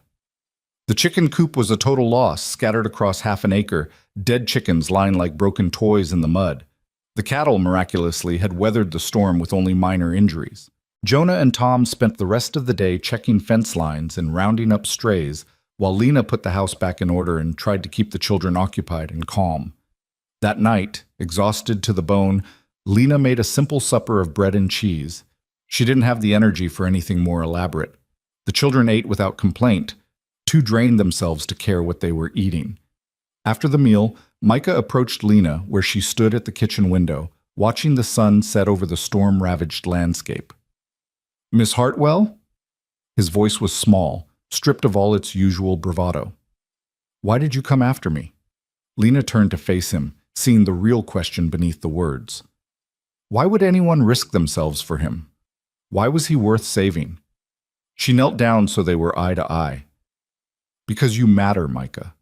Because you're precious and important, and the thought of losing you was unbearable. Because I meant what I said. I'm staying, and that means all of you, even when you're difficult, even when you run into storms. Micah's face crumpled, and he threw his arms around her neck, holding on with desperate strength. I'm sorry, he sobbed into her shoulder. I'm sorry I've been mean to you. I'm sorry I said you'd leave. I'm sorry. Shh. Lena held him close, rocking slightly. It's all right, sweetheart. It's all right. You're forgiven. She looked up to find Jonah in the doorway, watching them. The expression on his face made her breath catch. It was raw and unguarded, full of emotions he usually kept locked away behind exhaustion and grief. Later, after the children were in bed, Lena discovered she couldn't sleep. Her body ached from the day's exertions, her lungs still felt gritty from the dust, but her mind wouldn't quiet. She kept reliving those terrifying moments in the storm, feeling the wind trying to tear her away, seeing Micah's small figure disappearing into the darkness. She wrapped a blanket around her shoulders and made her way downstairs, thinking to make some tea. But the kitchen was already occupied. Jonah sat at the table, a bottle of whiskey in front of him and a half-empty glass in his hand. Can't sleep either? Lena asked quietly. He looked up, startled, then gestured to the chair across from him. Join me? Lena sat, pulling the blanket tighter around herself. Jonah poured a finger of whiskey into a second glass and pushed it toward her. She didn't usually drink spirits, but tonight felt like an exception. The liquid burned going down, but it was a good burn, warming and grounding. I keep seeing you disappear into that dust, Jonah said after a long silence. Keep seeing the moment when I thought I'd lost you both. But you didn't. No thanks to me. His laugh was bitter. I was in the barn with Tom, fighting to keep the horses calm, and my children were in the house with a woman I barely know, and one of them ran out into a killer storm, and I couldn't do anything about it. You were doing what needed doing, Lena said firmly. You can't be everywhere at once, Jonah. That's why you hired me, so you wouldn't have to be. I didn't hire you to risk your life. You hired me to take care of your children. That's what I did. Lena took another sip of whiskey, feeling it settle warm in her stomach. Did you think I'd let Micah die rather than face a storm? I thought you had more sense than to run into one yourself. Then you thought wrong. Lena met his eyes across the table. I told you the first day. I have nowhere else to go. This is my home now, for better or worse. These children are my responsibility, and I take my responsibilities seriously." Jonah studied her in the lamplight, his blue eyes searching her face as if trying to solve a puzzle. "You're not what I expected." "What did you expect?" "Someone temporary, someone who'd work for a few weeks, realize how hard it was, and leave like all the others." He turned his glass in his hands. "Someone I wouldn't have to care about losing." The admission hung in the air between them, weighted with meaning. Lena's heart began to beat faster. "And now?" she asked softly. "Now I'm terrified," Jonah said bluntly, "because in 3 weeks you've become essential. The children need you, I need you, and the thought of you leaving, or worse, the thought of something happening to you, it's unbearable." Lena reached across the table and covered his hand with hers. His skin was rough, scarred from years of hard work, but warm and alive. "Then it's a good thing I'm not going anywhere." Jonah turned his hand over, lacing his fingers through hers. The gesture felt momentous, a crossing of some invisible boundary they'd both been carefully maintaining. "You say that now, but you haven't seen a real winter yet. Haven't lived through months of isolation when the snow pile's so high you can't even see the barn from the house. Haven't felt what it's like when the loneliness gets so heavy you can barely breathe." "I felt lonely every day of my life since my grandmother died," Lena said quietly. "I know what isolation feels like, Jonah. The difference is here I'm not alone. Here I matter to someone. That makes all the rest bearable."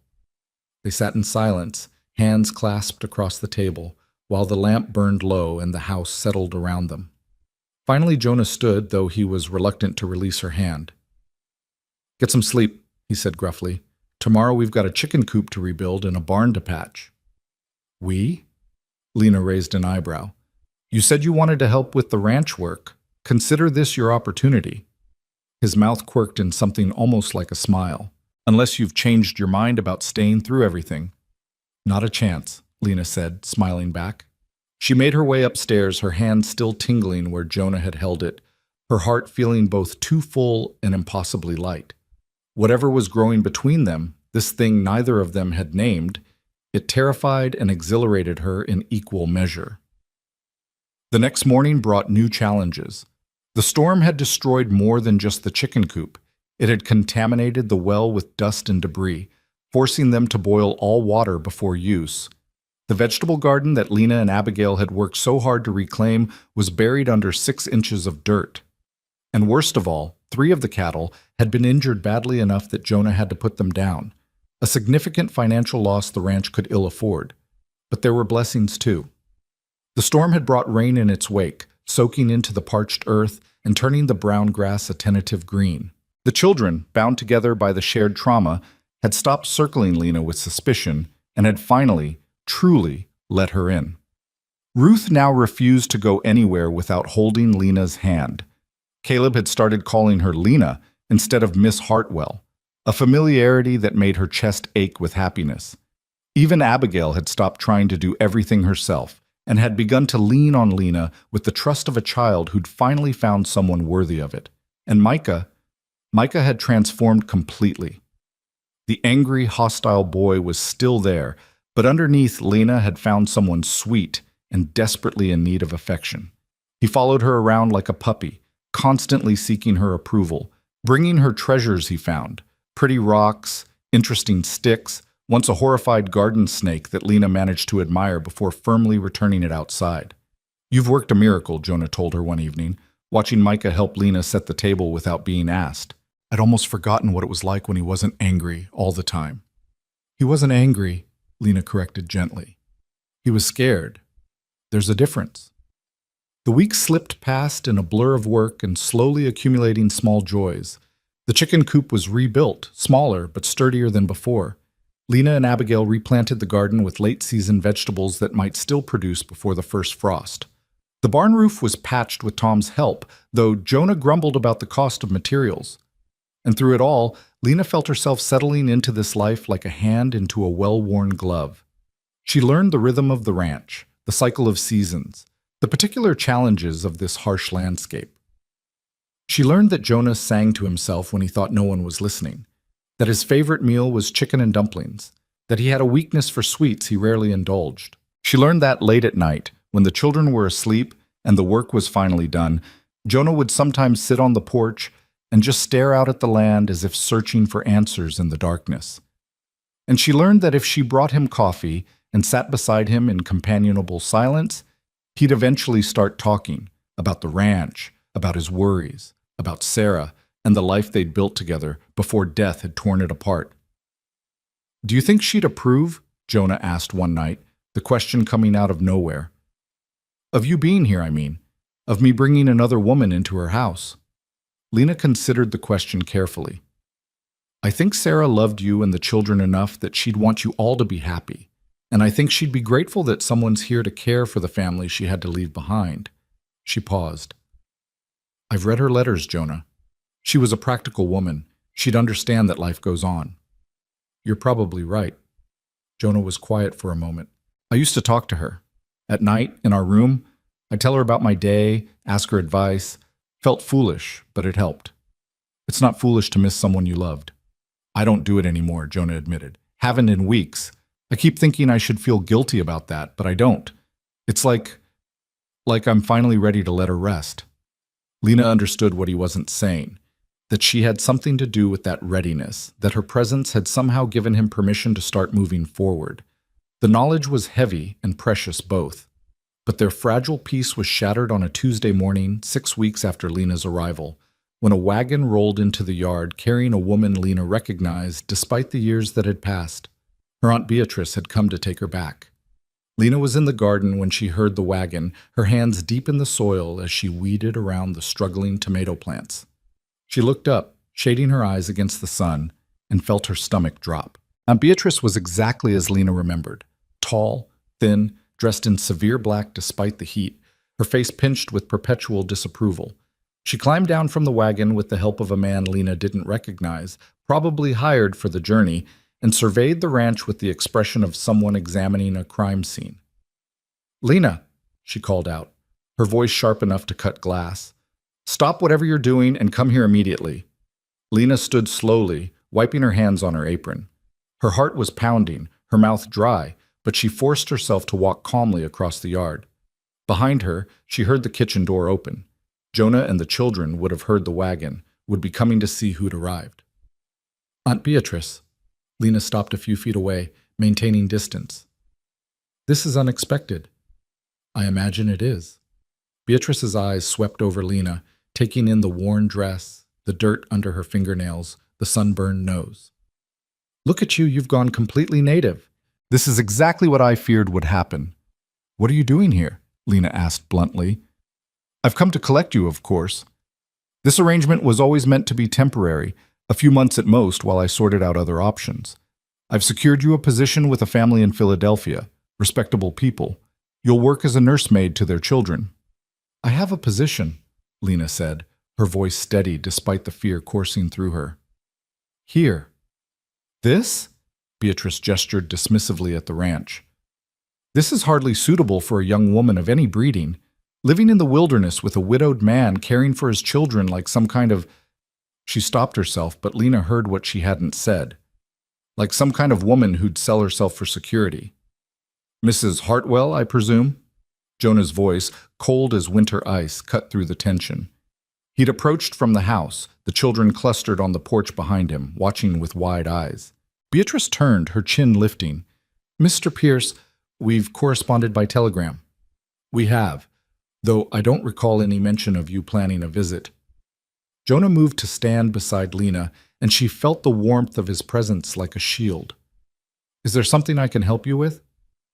"You can help me by releasing my niece from this absurd arrangement. She's needed elsewhere." "I'm not going," Lena said, finding her voice.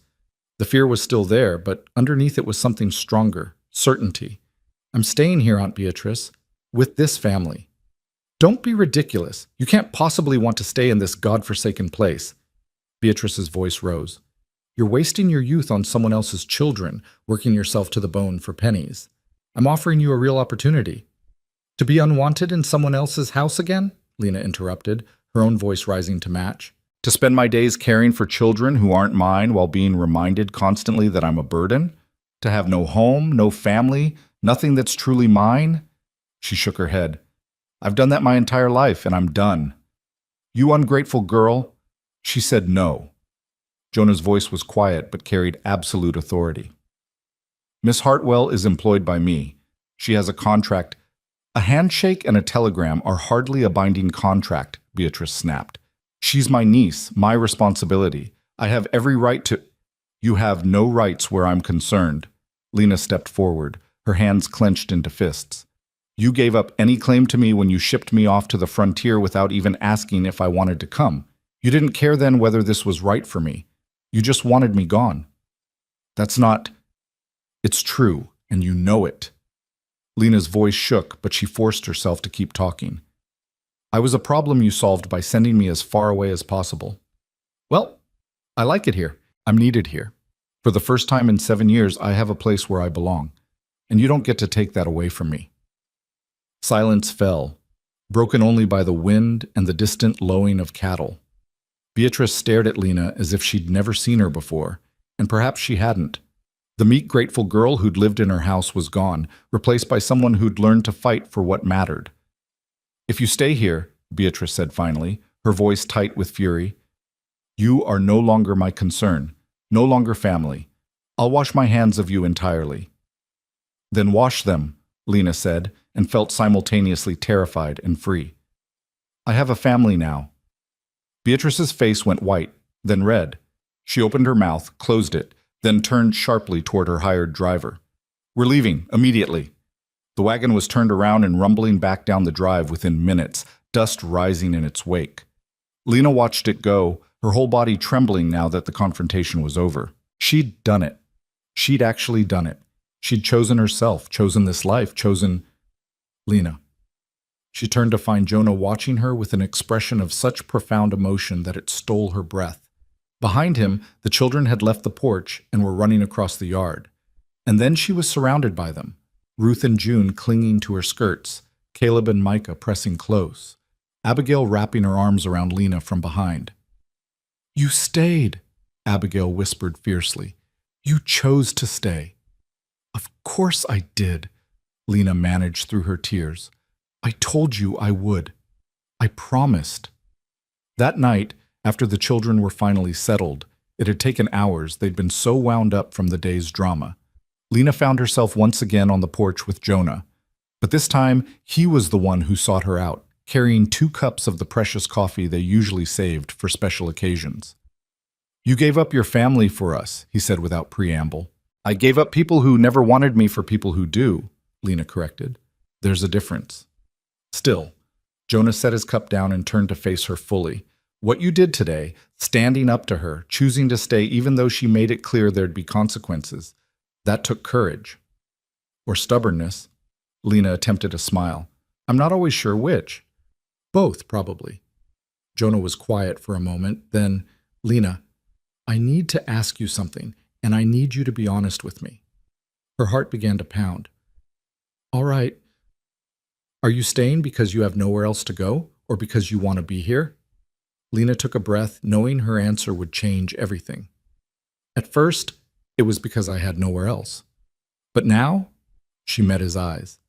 Now I stay because I can't imagine being anywhere else, because these children have become my children, because this house has become my home, because you— She faltered, unable to finish. Because I what? Jonah's voice was soft, his eyes intense. Because you've made me feel like I matter, Lena whispered. Like I'm more than just a burden or an obligation, like I'm essential. Jonah reached out and took her hand, his thumb brushing across her knuckles. You are essential. To this family. To me. He paused. I never thought I'd feel this way about anyone after Sarah. Thought that part of me died with her, but you've brought this household back to life, Lena. You've brought me back to life. Jonah, I'm not asking for anything, he said quickly. I know this isn't what you signed on for. You came here as hired help, and if that's all you want to be, I'll respect that. But I need you to know, you're not just the housekeeper. Not to me, not to any of us. Lena's eyes burned with tears. What am I then? Jonah lifted her hand to his lips, pressing a kiss to her work-roughened knuckles. You're ours, he said simply. If you'll have us. And Lena, who'd spent her whole life belonging to no one, finally understood what it meant to be claimed. not as property, but as something infinitely more precious, as family, as home, as someone worth fighting for. Yes, she said through her tears. Yes, I'll have you, all of you. Jonah pulled her into his arms, and Lena let herself be held, feeling safe and wanted in a way she'd never experienced before. Tomorrow would bring new challenges. She knew that. The ranch was still struggling financially. Winter was coming, and with it all the hardships Jonah had warned her about. There would be difficult days ahead. But tonight, surrounded by the vast prairie darkness and held in the arms of a man who'd learned to hope again, Lena finally let herself believe that she'd found what she'd been searching for all along. Not just a place to stay, but a reason to fight for staying. Not just survival, but a life worth living. Not just acceptance, but love. Fierce, protective, and absolutely unshakable. She was home. Finally, truly home. And nothing, not storms or poverty or well-meaning relatives, would take that away from her. The morning after Jonah's declaration brought a strange new awareness between them, a heightened consciousness of every glance and accidental touch that left Lena feeling simultaneously exhilarated and terrified. She woke earlier than usual, her mind too full of questions to allow for rest. What did it mean? What Jonah had said? What did he expect from her now? What did she want? She dressed in the pre-dawn darkness and made her way downstairs, seeking the comfort of familiar routines. But when she entered the kitchen, she found Jonah already there, building up the fire in the stove. He looked up at her entrance, and the expression on his face, tender and uncertain and hopeful all at once, made her breath catch. "Couldn't sleep either?" he asked quietly. "Too much to think about." Lena moved to the water bucket, needing something to do with her hands. "Jonah, about last night." "I meant every word," he interrupted, straightening from the stove. "But I also meant what I said about not expecting anything. You don't owe me." "I know I don't." Lena turned to face him. "But that doesn't change the fact that everything's different now. We can't just pretend nothing was said." "No," Jonah agreed. "We can't." He crossed the kitchen to stand before her, close enough that she could see the gray threading through his dark hair, the fine lines around his eyes. "So where does that leave us?" Lena took a breath, reaching for honesty. "I don't know. I've never—" She stopped, feeling heat rise in her cheeks. "I've never been courted. Never had anyone look at me the way you're looking at me right now. I don't know what I'm supposed to do or say or feel." "Then we'll figure it out together." Jonah's hand came up to cup her cheek, his thumb brushing across her cheekbone with infinite gentleness. "No expectations, Lena. No pressure. We'll just see where this goes. Is that all right?" It was more than all right. It was everything she hadn't known she needed. Lena nodded, leaning slightly into his touch, and saw his eyes darken with emotion. "Can I kiss you?" he asked, his voice rough. "Yes," Lena whispered. He leaned down slowly, giving her time to change her mind, but Lena didn't want to change her mind. When his lips met hers, it was gentle and careful, a question rather than a demand. Lena's first kiss, given and received with all the tenderness of two people who'd learned not to take precious things for granted. When they finally pulled apart, Jonah rested his forehead against hers, his breathing unsteady. "I've wanted to do that for weeks," he admitted. "Since when?" Lena asked, surprised by her own boldness. "Since the storm. Since I watched you run into that nightmare to save my son and realized you were the bravest person I'd ever met." His arms came around her waist, holding her close. "Maybe even before that. Since you stood in my kitchen and refused to be intimidated by Abigail's hostility. Since you read poetry to my children like it was the most natural thing in the world. Since you made me remember what it felt like to hope." Lena's throat tightened with emotion. "I'm not brave. I was terrified." "Being brave doesn't mean you're not afraid. It means you do what needs doing anyway." Jonah pulled back just enough to see her face. "You've done that every single day since you arrived here, Lena. You've been brave when it would have been easier to run." They stood in the quiet kitchen, holding each other as the sky outside began to lighten, and Lena felt something settle in her chest, a sense of rightness, of being exactly where she was supposed to be. The moment was broken by footsteps on the stairs. They stepped apart just as Abigail appeared in the doorway, her hair still in its nighttime braid, her expression sleepy. But she was observant enough to catch the charged atmosphere, the way Jonah and Lena were standing just a bit too far apart, the flush on Lena's cheeks. "Morning," Abigail said slowly, her gaze moving between them with unmistakable speculation. "Good morning." Lena forced herself to move naturally toward the pantry. "I was just about to start breakfast. Would you help me with the biscuits?" "Sure." Abigail moved to wash her hands, but Lana could feel the girl watching them both. As Jonah excused himself to tend to the morning chores, Abigail waited until the door had closed behind him before turning to Lena with barely contained excitement. "Something happened," she said. It wasn't a question. Lena felt heat creep up her neck. "I don't know what you mean." "Yes, you do. You and Father, you're different this morning. Did he—" Abigail's eyes went wide. "Did he tell you he cares for you?" There was no point in lying to this perceptive child who'd learned to read adult emotions as a survival skill. Lena nodded slowly. "He did. Last night, after you all went to bed." Abigail's face lit up with a joy so pure it took Lena's breath away. "I knew it. I told Caleb weeks ago that Father looked at you different than he looked at the other women, but he said I was imagining things." She grabbed Lena's hands. "So what happens now? Will you get married? Will you really be our mother?" "Abigail, slow down." Lena squeezed the girl's hands gently. "Nothing's decided. We're taking things slowly, seeing how we feel. But you do care for him, don't you?" There was vulnerability beneath Abigail's excitement, a fear that this too might be taken away. "Yes," Lena said honestly. "I do, very much." "And you're still staying, even though Aunt Beatrice tried to take you away?" "I'm staying," Lena promised. "No matter what happens between your father and me, I'm staying. This is my home now." Abigail threw her arms around Lena's waist, hugging her fiercely. "Good. Because we need you. All of us need you." The other children appeared gradually, drawn by the smell of breakfast and the sounds of activity.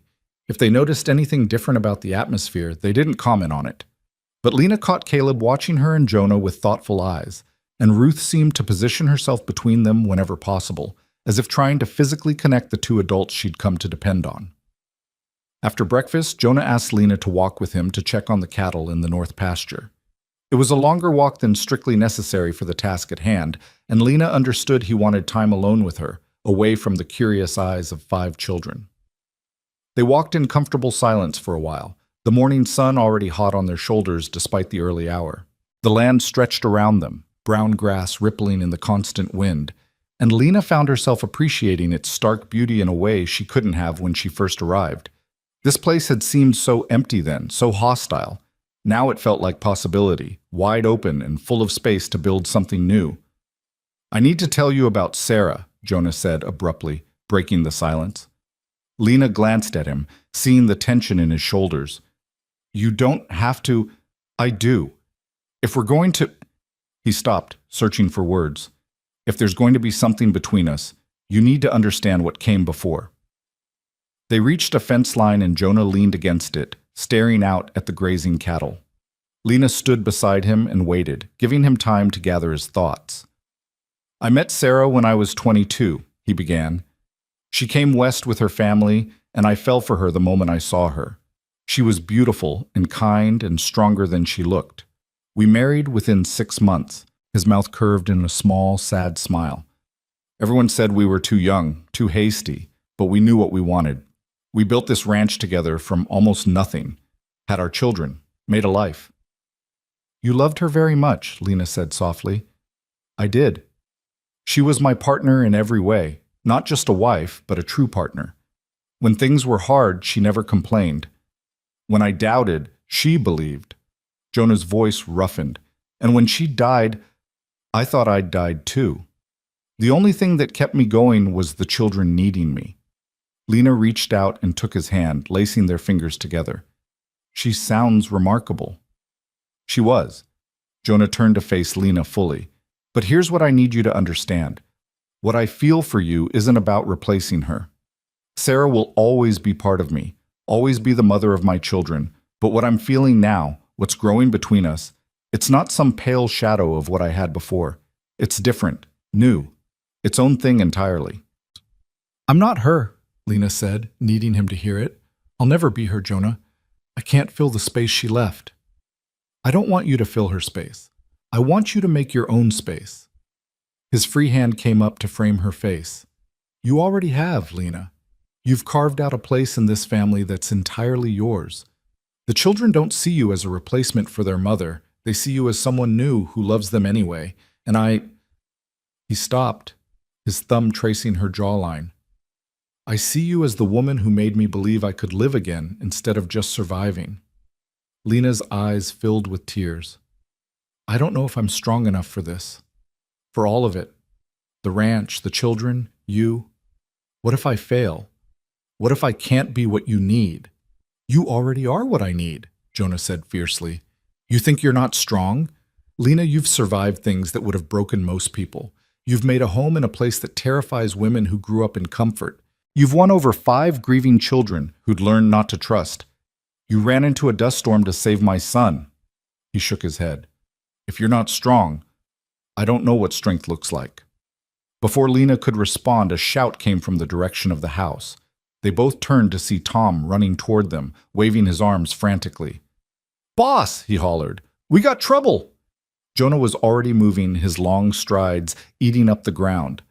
Lena hitched up her skirts and followed, her heart pounding with sudden fear. Tom met them halfway, breathing hard. It's Micah, he gasped out. The boy's taken sick, real sick. Abigail sent me to fetch you quick. They ran the rest of the way to the house. Inside, they found Abigail in the kitchen with Micah, who was curled up on a chair, his small face flushed and sweating. The moment Lena touched his forehead, she knew this was serious. The child was burning with fever. How long has he been like this? Lena asked, already moving into action, her mind cataloging symptoms and possible causes. He said his stomach hurt at breakfast, but I thought... Abigail's voice broke. I thought he was just trying to get out of chores, but then he started vomiting, and he's so hot. It's all right. Lena kept her voice calm, even as fear clawed at her chest. She'd seen fever like this before, in the various households she'd lived in. Sometimes it passed quickly, sometimes it didn't. Jonah, I need cold water, as much as you can pump. Abigail, get me clean cloths. They moved to obey while Lena carefully examined Micah. His skin was dry despite the heat, a bad sign, and when she pressed gently on his abdomen, he whimpered with pain. His breathing was shallow and rapid. Hurts, Micah moaned. Lena, it hurts so bad. I know, sweetheart. I know. Lena smoothed his hair back from his forehead, her mind racing. The symptoms pointed to several possibilities, none of them good. She thought of Sarah's notes, the remedies for common ailments, but nothing quite matched this. Jonah returned with a bucket of cold water, his face gray with worry. What can I do? Ride to town. Get the doctor. Lena began soaking cloths in the cold water, wringing them out and laying them on Micah's forehead, his wrists, anywhere she could to try to bring down the fever. Tell him it's urgent. Tell him the child has high fever, abdominal pain, vomiting. He'll know what to bring. That's a 4-hour round trip at best. Then you'd better leave now, Lena said, meeting his eyes. She saw her own fear reflected there, but also trust. He believed she could keep Micah alive until he returned with help. Go, we'll manage here. Jonah hesitated for only a moment, then grabbed Micah's hand. You hear me, son? You fight. You stay with Lena and you fight. I'll be back with the doctor as fast as I can. Okay, Papa, Micah whispered, and the use of the word Papa, not father, made Jonah's eyes shine with tears he refused to let fall. Then he was gone, and Lena heard the thunder of hooves as he rode out at a gallop. She turned back to Micah, forcing down her own fear, focusing on what needed to be done. The next hours were a nightmare of helpless vigilance. Lena kept the cold cloths coming, changing them as soon as they warmed from Micah's burning skin. She tried to get him to sip water, but he could barely swallow, and what little he got down came back up within minutes. His fever climbed higher, and he began to slip in and out of consciousness, sometimes calling for his mother, sometimes for Lena, sometimes just whimpering wordlessly. The other children hovered anxiously until Lena sent Abigail to take them upstairs, away from their brother's suffering. But she could hear their frightened whispers, could feel their fear like a physical presence in the house. "Don't let me die," Micah begged during one of his lucid moments, his small hand clutching Lena's with surprising strength. "Please, Lena, I don't want to die like Mama." "You're not going to die." Lena's voice was fierce, willing it to be true. "You're going to fight this, Micah. You're going to get better. Do you hear me?" But as the afternoon wore on and the fever continued to climb, Lena began to doubt her own words. She'd seen this before, seen how quickly a child could slip away, how fever could burn through them like wildfire. She thought of Sarah's notes about June's birth, about childbed fever, about how quickly death could come despite every effort to prevent it. No, she wouldn't accept that. Not Micah. Not this sweet, complicated boy who'd finally learned to trust her, who'd run into a storm for his cat, who called her by name and brought her treasures and had just started to heal from his mother's loss. She prayed silently, not to any specific deity, but to the universe itself, to whatever force governed life and death. Please, please, not this child. Take anything else, but not him. When the door finally burst open and Jonah returned with Dr. Morrison, Lena nearly collapsed with relief. The doctor was an older man, grizzled and competent, who'd seen everything the frontier could throw at him and had learned to meet it with steady hands and practical solutions. He examined Micah quickly, his face grave. "How long has he been like this?" "Since mid-morning, maybe 6 hours." Lena realized her voice was shaking and forced it steady. The fever started suddenly. He complained of stomach pain, then vomiting, then the fever just kept climbing. Dr. Morrison pressed carefully on Micah's abdomen, watching the boy's reaction. When Micah cried out at the pressure on his lower right side, the doctor nodded grimly. "Appendicitis," he said flatly. "The appendix is inflamed. If it burst—" He didn't finish the sentence, but he didn't need to. Everyone in the room understood what would happen if the appendix ruptured. "What do we do?" Jonah's voice was hoarse. "We keep him comfortable and pray it doesn't rupture while the inflammation goes down. It's too dangerous to try surgery out here without proper facilities." The doctor pulled supplies from his bag, laudanum for the pain, herbs to make a poultice for the abdomen. "The next 24 hours will tell us whether he'll make it." Whether he'll make it. The words hung in the air like a death sentence. "I'll stay with him," Lena said immediately. "Whatever needs doing, I'll do it." The doctor looked at her, really looked at her for the first time. "You're the new housekeeper Jonah mentioned. I'm Lena Hartwell, and Micah is—" She stopped, realizing what she'd been about to say. "Micah is mine. I'll take care of him." The doctor showed her how to administer the laudanum, how to apply the poultices, what signs to watch for that would indicate the appendix had ruptured. Then he pulled Jonah aside, and though they spoke in low voices, Lena heard every word. "I won't lie to you, Jonah. This is bad. The fever's high, the inflammation is severe. Even if the appendix doesn't burst, infection could still kill him. All we can do is try to keep him comfortable and hope his body is strong enough to fight it." "He's 5 years old," Jonah said, his voice breaking. "He's just a little boy." "I know. I'm sorry. I'll stay tonight, monitor his condition, but you need to prepare yourself for the possibility that—" "No," Jonah's voice went hard. "I won't prepare myself for losing him. I'll prepare myself to fight for him. And Lena will too. We'll fight for every breath, every heartbeat. That's what we'll do." The doctor nodded slowly. "All right then. We fight." The night that followed was the longest of Lena's life.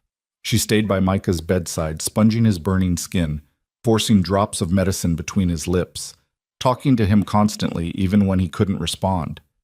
She told him stories about her grandmother, about the places she'd lived, about the future they'd have together when he was well. She promised him adventures and treats and all the time in the world to be the child he deserved to be. Jonah sat on Micah's other side, holding his son's hand, his lips moving in silent words that might have been prayers or promises, or simply the desperate pleading of a father who couldn't bear to lose another piece of his heart. Somewhere past midnight, Micah's fever broke. One moment he was burning, delirious, struggling to breathe, and the next sweat was pouring from his skin, drenching the sheets. His breathing eased. His eyes, when they fluttered open, were clear for the first time in hours. "Lena?" His voice was thread-thin but lucid. "Did I die?" No, baby. Lena's voice broke as she laughed and cried simultaneously. No, you didn't die. You're going to be fine. Dr. Morrison checked him over with careful, practiced hands. The fever's broken. That's good. Very good. But he's not out of danger yet. We need to watch him closely for the next few days. Make sure infection doesn't set in. Make sure the appendix doesn't flare up again. We'll watch him, Jonas said, his voice rough with emotion. Every moment, whatever it takes.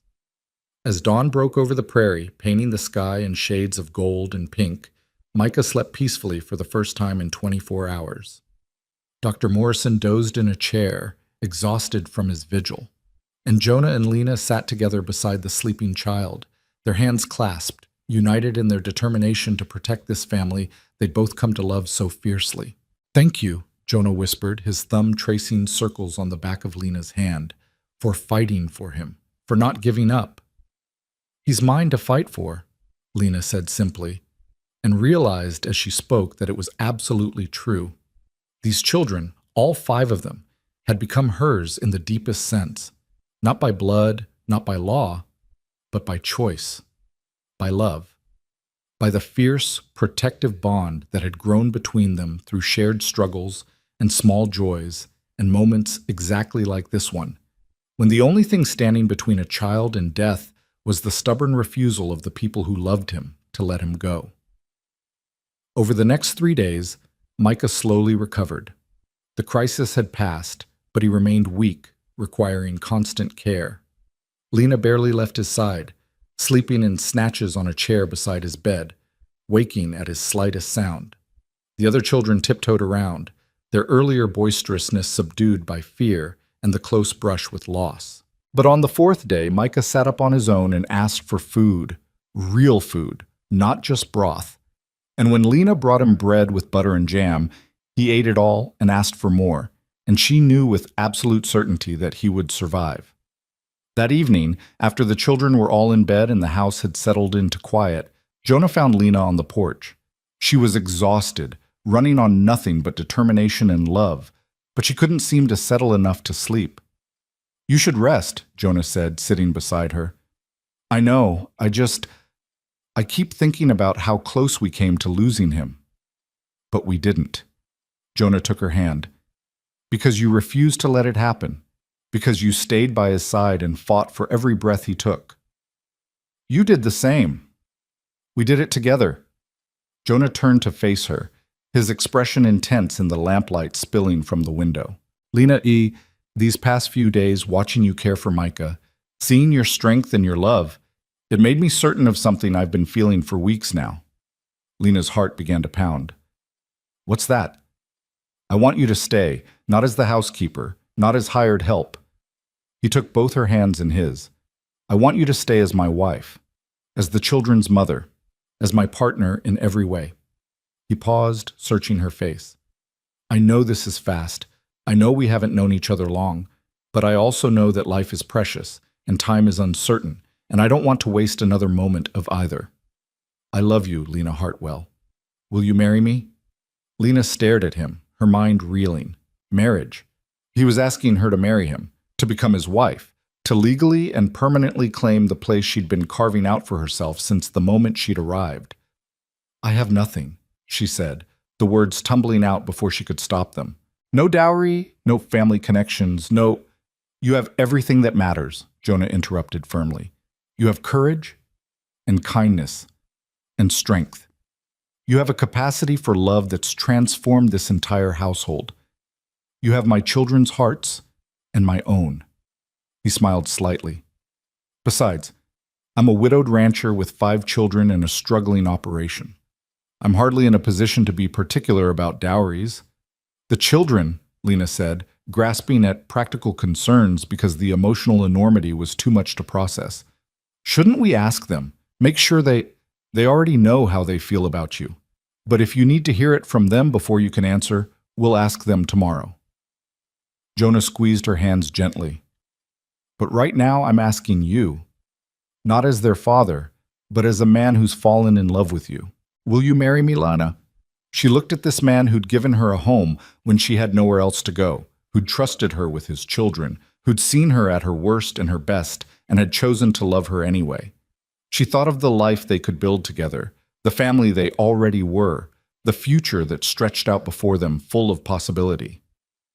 "Yes," she whispered, then louder. "Yes, Jonah. I'll marry you." He pulled her into his arms, holding her so tightly she could barely breathe, and Lena felt something fundamental shift inside her. She was no longer Lena Hartwell, the unwanted orphan passed from house to house. She was becoming Lena Pierce, chosen and claimed and cherished. When Jonah finally released her enough to see her face, his eyes were bright with emotion. "There's one condition," he said seriously. Lena's stomach dropped. "What condition?" "Sarah's memory stays part of this family. We don't erase her. We don't pretend she didn't exist. The children should remember their mother, should know they came from love even if that love was taken too soon." His voice roughened. "Can you live with that? With her ghost still in this house?" "It's not her ghost," Lena said softly. "It's her legacy. Everything good in these children came from her. How could I resent that?" She touched Jonah's face gently. "I'm not threatened by what you had before, Jonah. I'm grateful for it because it made you the man you are. The man I love." Jonah kissed her then, deep and thorough and full of promise, and Lena kissed him back with all the pent-up emotion of weeks of growing feelings and careful restraint. When they finally broke apart, both breathing hard, Jonah rested his forehead against hers. "We'll tell the children tomorrow," he said. "Make it official. Plan a simple ceremony. Maybe Pastor Williams can come out from town next month." "Tomorrow," Lena agreed, her heart so full it ached. But as it turned out, the children already knew. When Lena came down the next morning, she found all 5 of them clustered in the kitchen, clearly waiting for her. Abigail was vibrating with barely contained excitement. Even Micah, still pale and weak from his illness, was smiling. "Father told us," Abigail burst out the moment Lena appeared.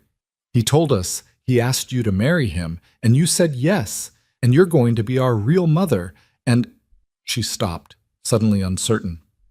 "You did say yes, didn't you? He didn't misunderstand?"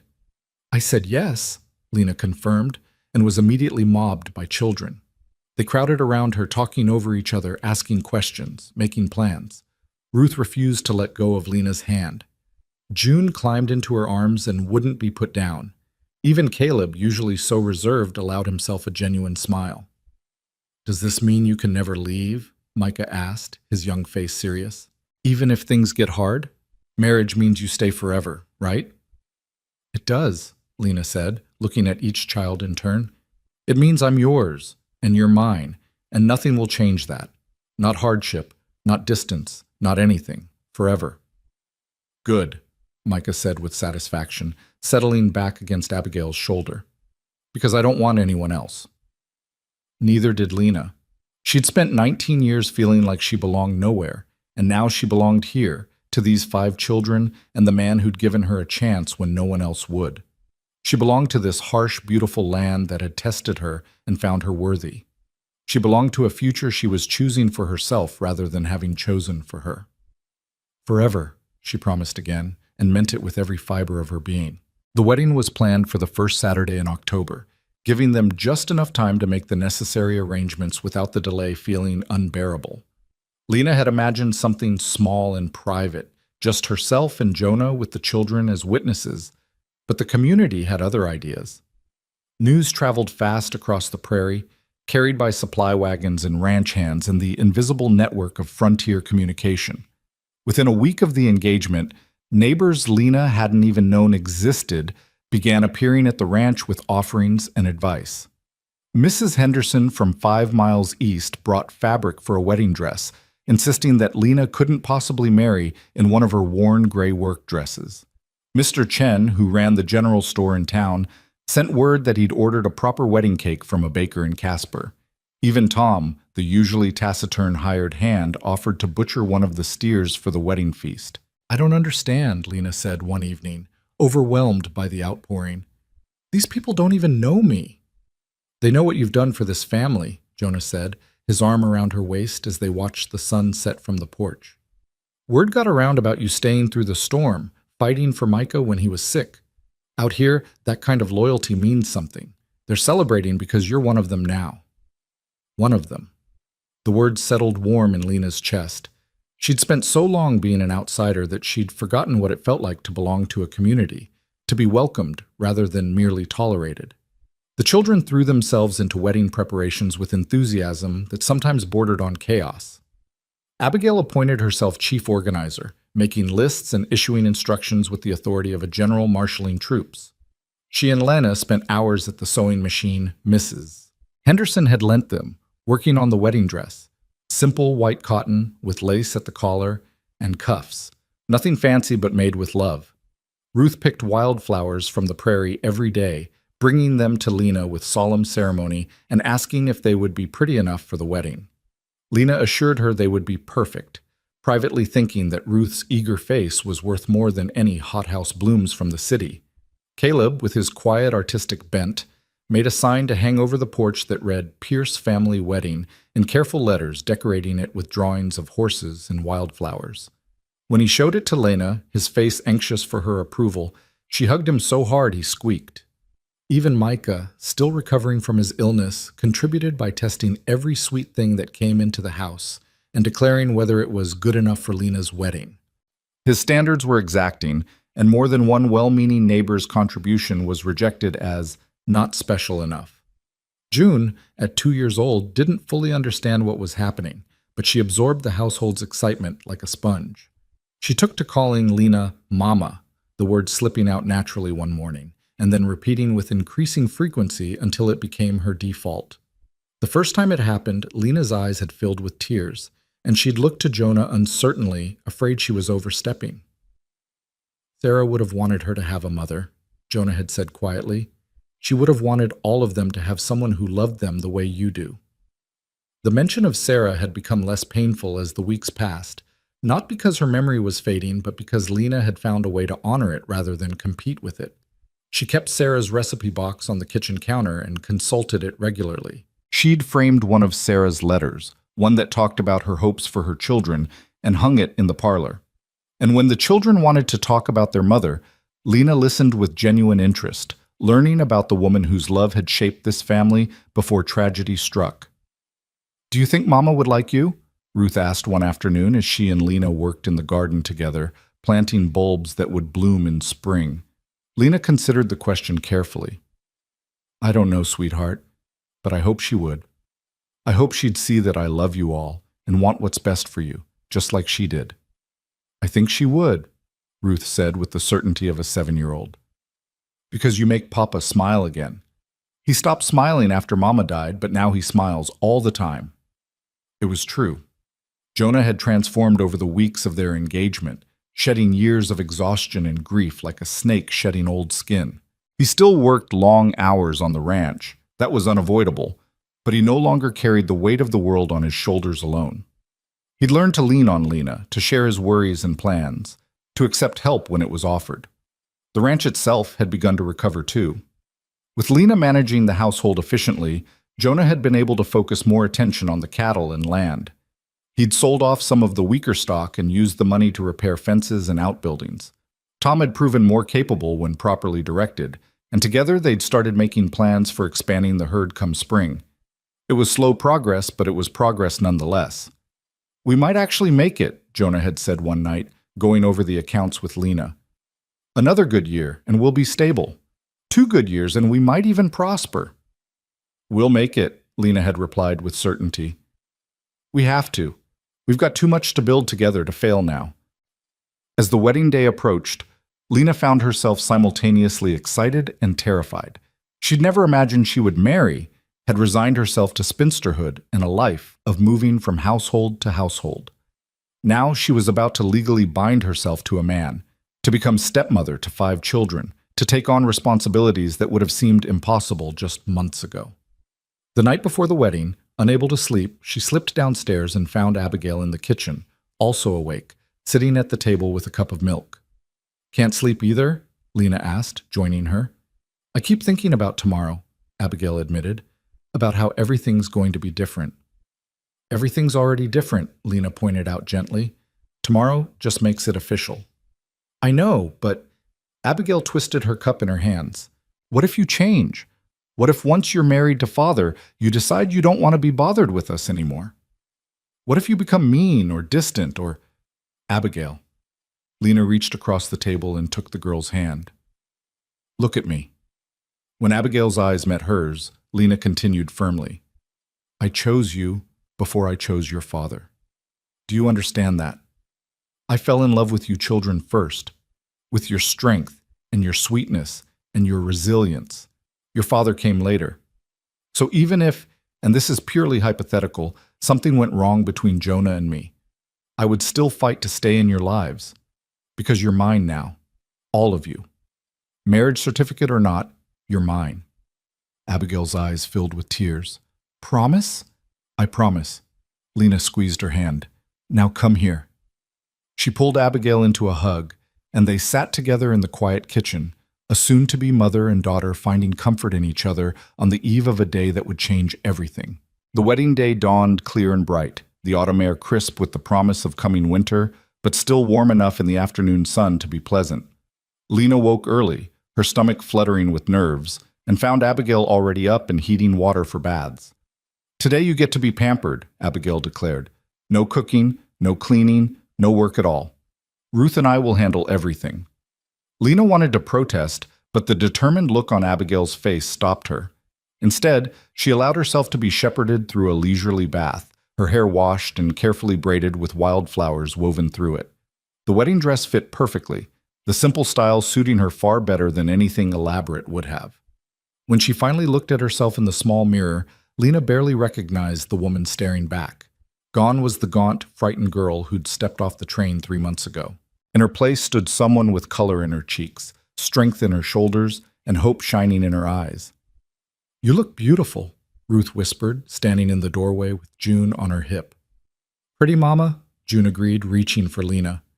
Lena gathered the little girl into her arms, careful not to wrinkle her dress, and felt her throat tighten with emotion.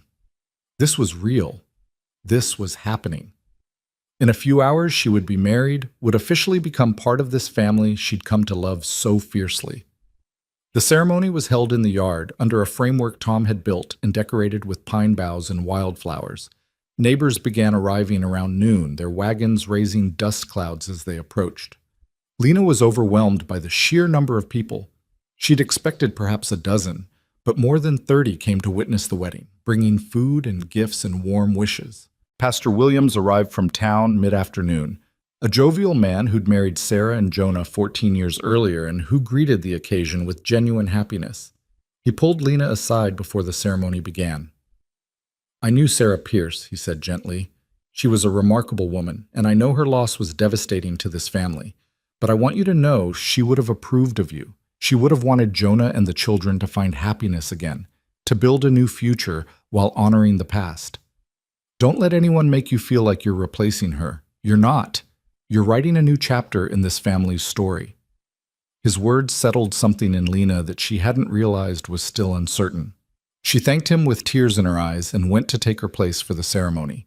Jonah stood waiting under the pine boughs, dressed in his best suit with his hair freshly cut and his boots polished to a shine. When he saw Lena approaching, his expression transformed into something so tender and odd that she nearly stumbled. He thought she was beautiful. After everything, after seeing her covered in dust and flour, exhausted and frightened and pushed to her limits, he still looked at her like she was precious. The children flanked them as they took their places. Abigail stood on Lena's right, holding June and openly crying happy tears. Caleb, Micah, and Ruth arranged themselves around Jonah, their faces solemn with the importance of the moment. Pastor Williams began the ceremony with a prayer, then launched into the traditional words about marriage and commitment.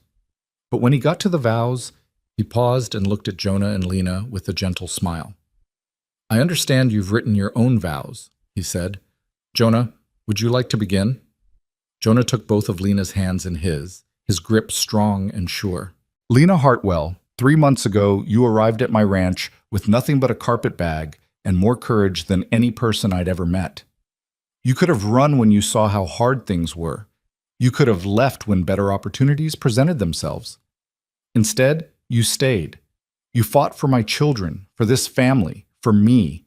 You brought light back into a house that had forgotten how to hope. His voice roughened with emotion. I promise you this. I will honor the strength you've shown. I will cherish the love you've given so freely. I will stand beside you through whatever challenges come, and I will never, ever take for granted the gift of your presence in our lives. You came here as hired help, but you've become essential. You are my partner, my love, and from this day forward, you are my wife. Lena's vision blurred with tears, but she blinked them back, determined to get through her own vows without breaking down completely. Jonah Pierce, when I stepped off that train, I was lost. I'd spent years believing I didn't matter, that I was a burden to be shuffled from place to place with no real home to call my own. You gave me a chance when no one else would.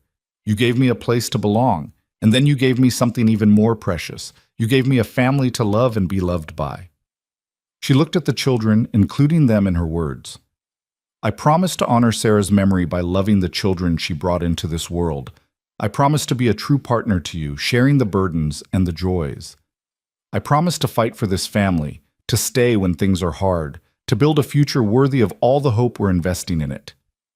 I came here looking for survival, but I found a reason to live. You are my home, Jonah. All of you are my home. There wasn't a dry eye under the pine bower by the time she finished. Even Tom was discreetly wiping at his face. Pastor Williams cleared his throat, clearly moved. By the power vested in me, I now pronounce you husband and wife. Jonah, you may kiss your bride. Jonah pulled Lena close and kissed her thoroughly, while the assembled crowd cheered and whistled.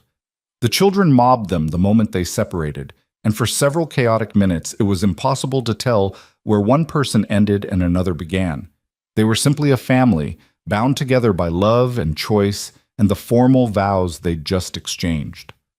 The celebration that followed was like nothing Lena had ever experienced. Tables had been set up in the yard, laden with food that neighbors had brought, roasted beef and chicken, fresh bread, vegetables from late gardens, pies and cakes and cookies.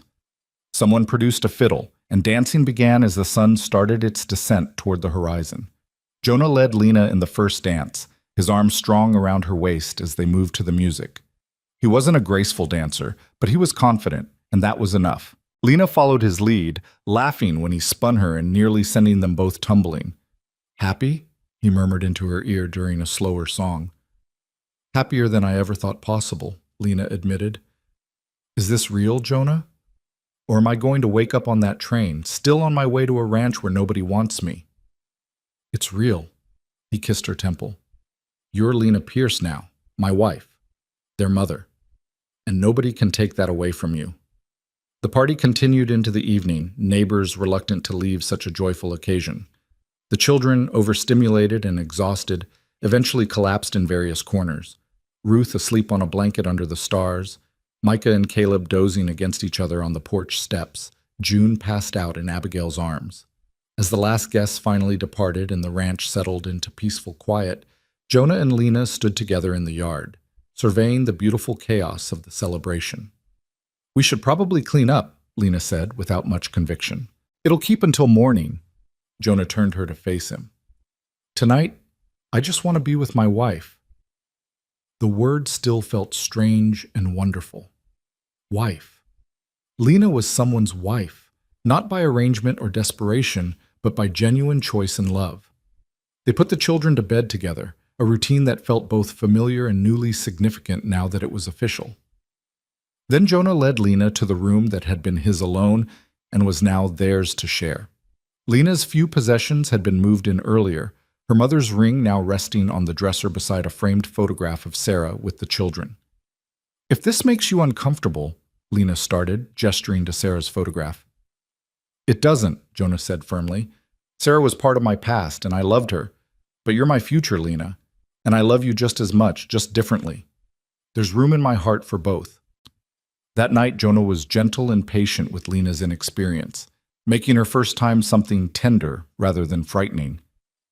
Afterward, lying in his arms in the darkness, Lena marveled at how far she'd come, from unwanted orphan to cherished wife, from rootless wanderer to the heart of a family.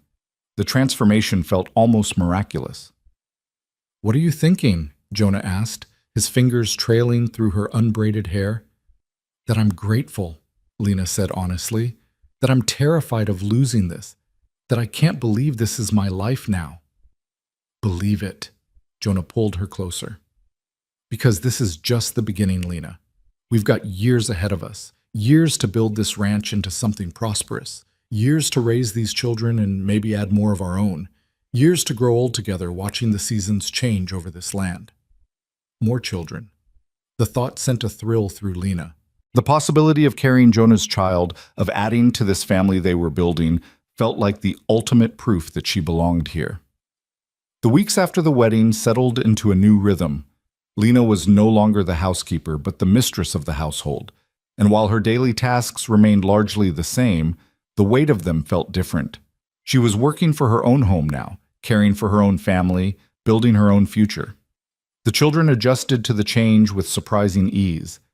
They'd already been calling her Lena, or Mama, so the formal shift in her status didn't alter their relationships.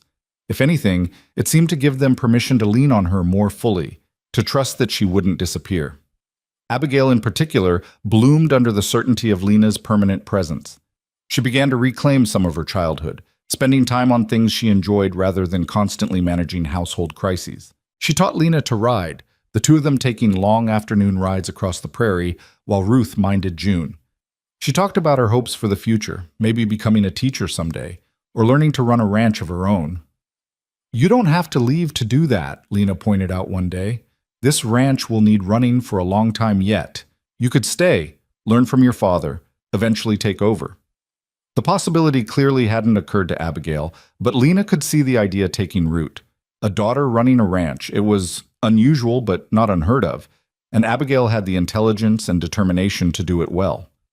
Caleb opened up in ways he hadn't before, talking more freely about his feelings and fears.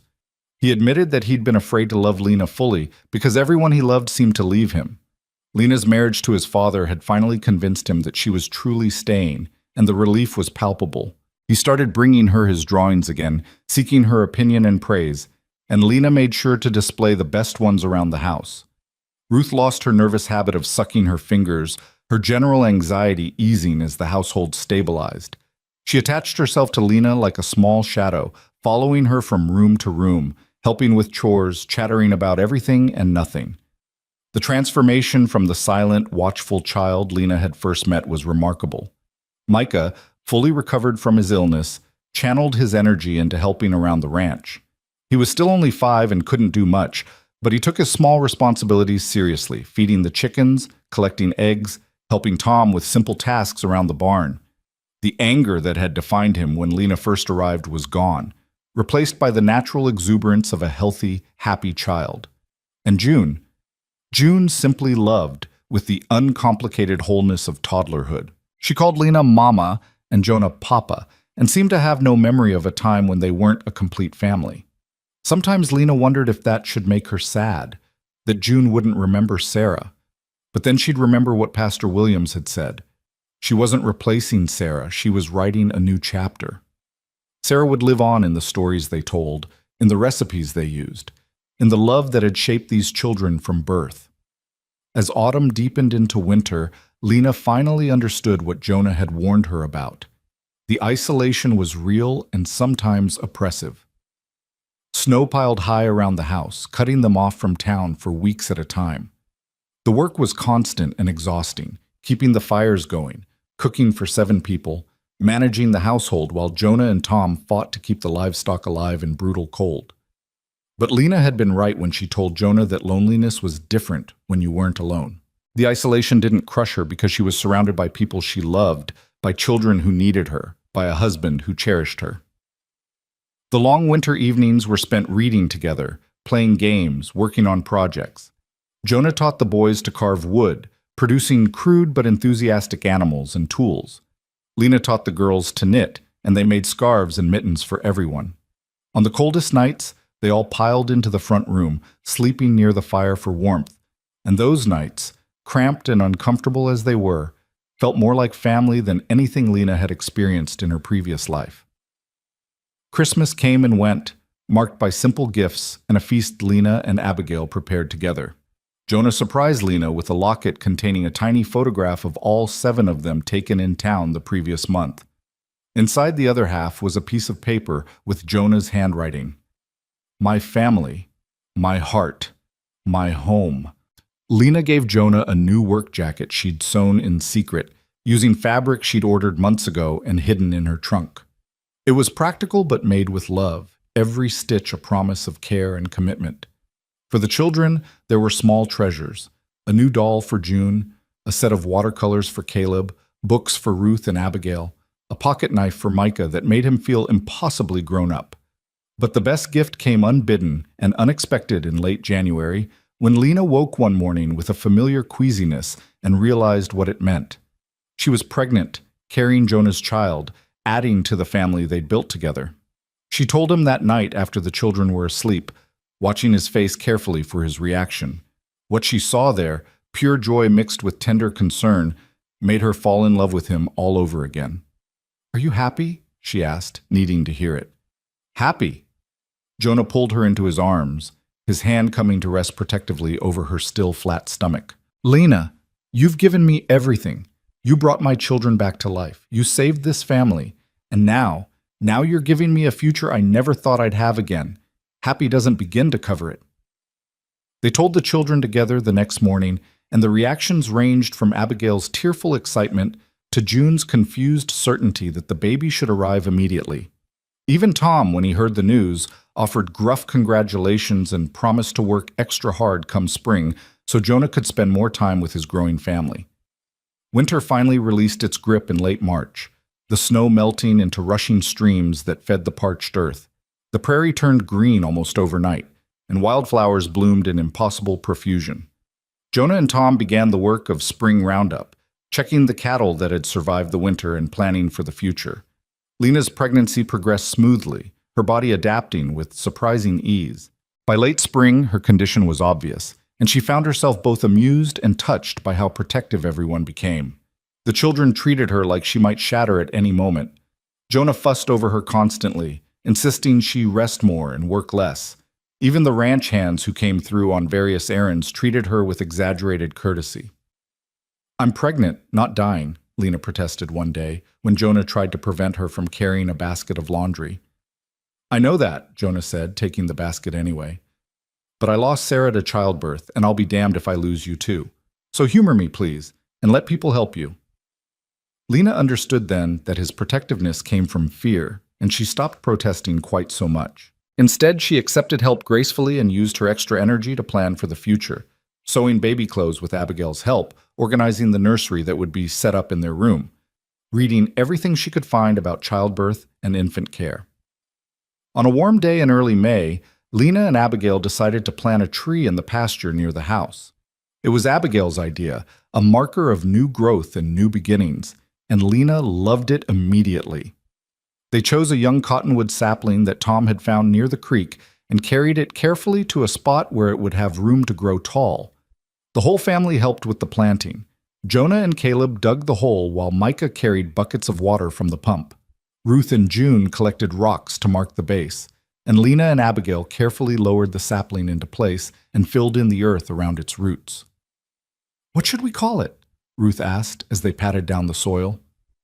"The future tree," Micah declared immediately, "because it's for the future." It was a child's logic, simple and profound, and everyone agreed. The future tree it would be, a living marker of this family's journey from grief to joy, from brokenness to wholeness, from barely surviving to truly living. As Lena stood back to admire their work, Jonah came up behind her and wrapped his arms around her, his hands resting on the swell of her stomach where their child grew. The other children clustered around them, June demanding to be picked up, Micah showing off the dirt under his fingernails with pride, Ruth and Caleb arguing good-naturedly about whether the tree was perfectly straight, Abigail supervising everyone with the gentle authority she'd developed. They were messy and loud and imperfect and absolutely beautiful. This family that Lena had been given, that she'd chosen, that had chosen her in return. This family that had formed from tragedy and luck and stubborn determination to find happiness again. "What are you thinking?" Jonah murmured into her ear, his breath warm against her skin. Lena looked at the tree they'd planted, imagining it tall and strong in years to come, providing shade for grandchildren not yet born. She looked at the ranch buildings, slowly being repaired and improved. She looked at the prairie stretching in every direction, harsh and beautiful and full of promise. I'm thinking that I came here believing I was disposable, Lena said quietly. And somewhere along the way, I learned I was essential, that I mattered, that I was worth choosing and keeping and loving. You were always worth that, Jonah said fiercely. The world just took too long to show you.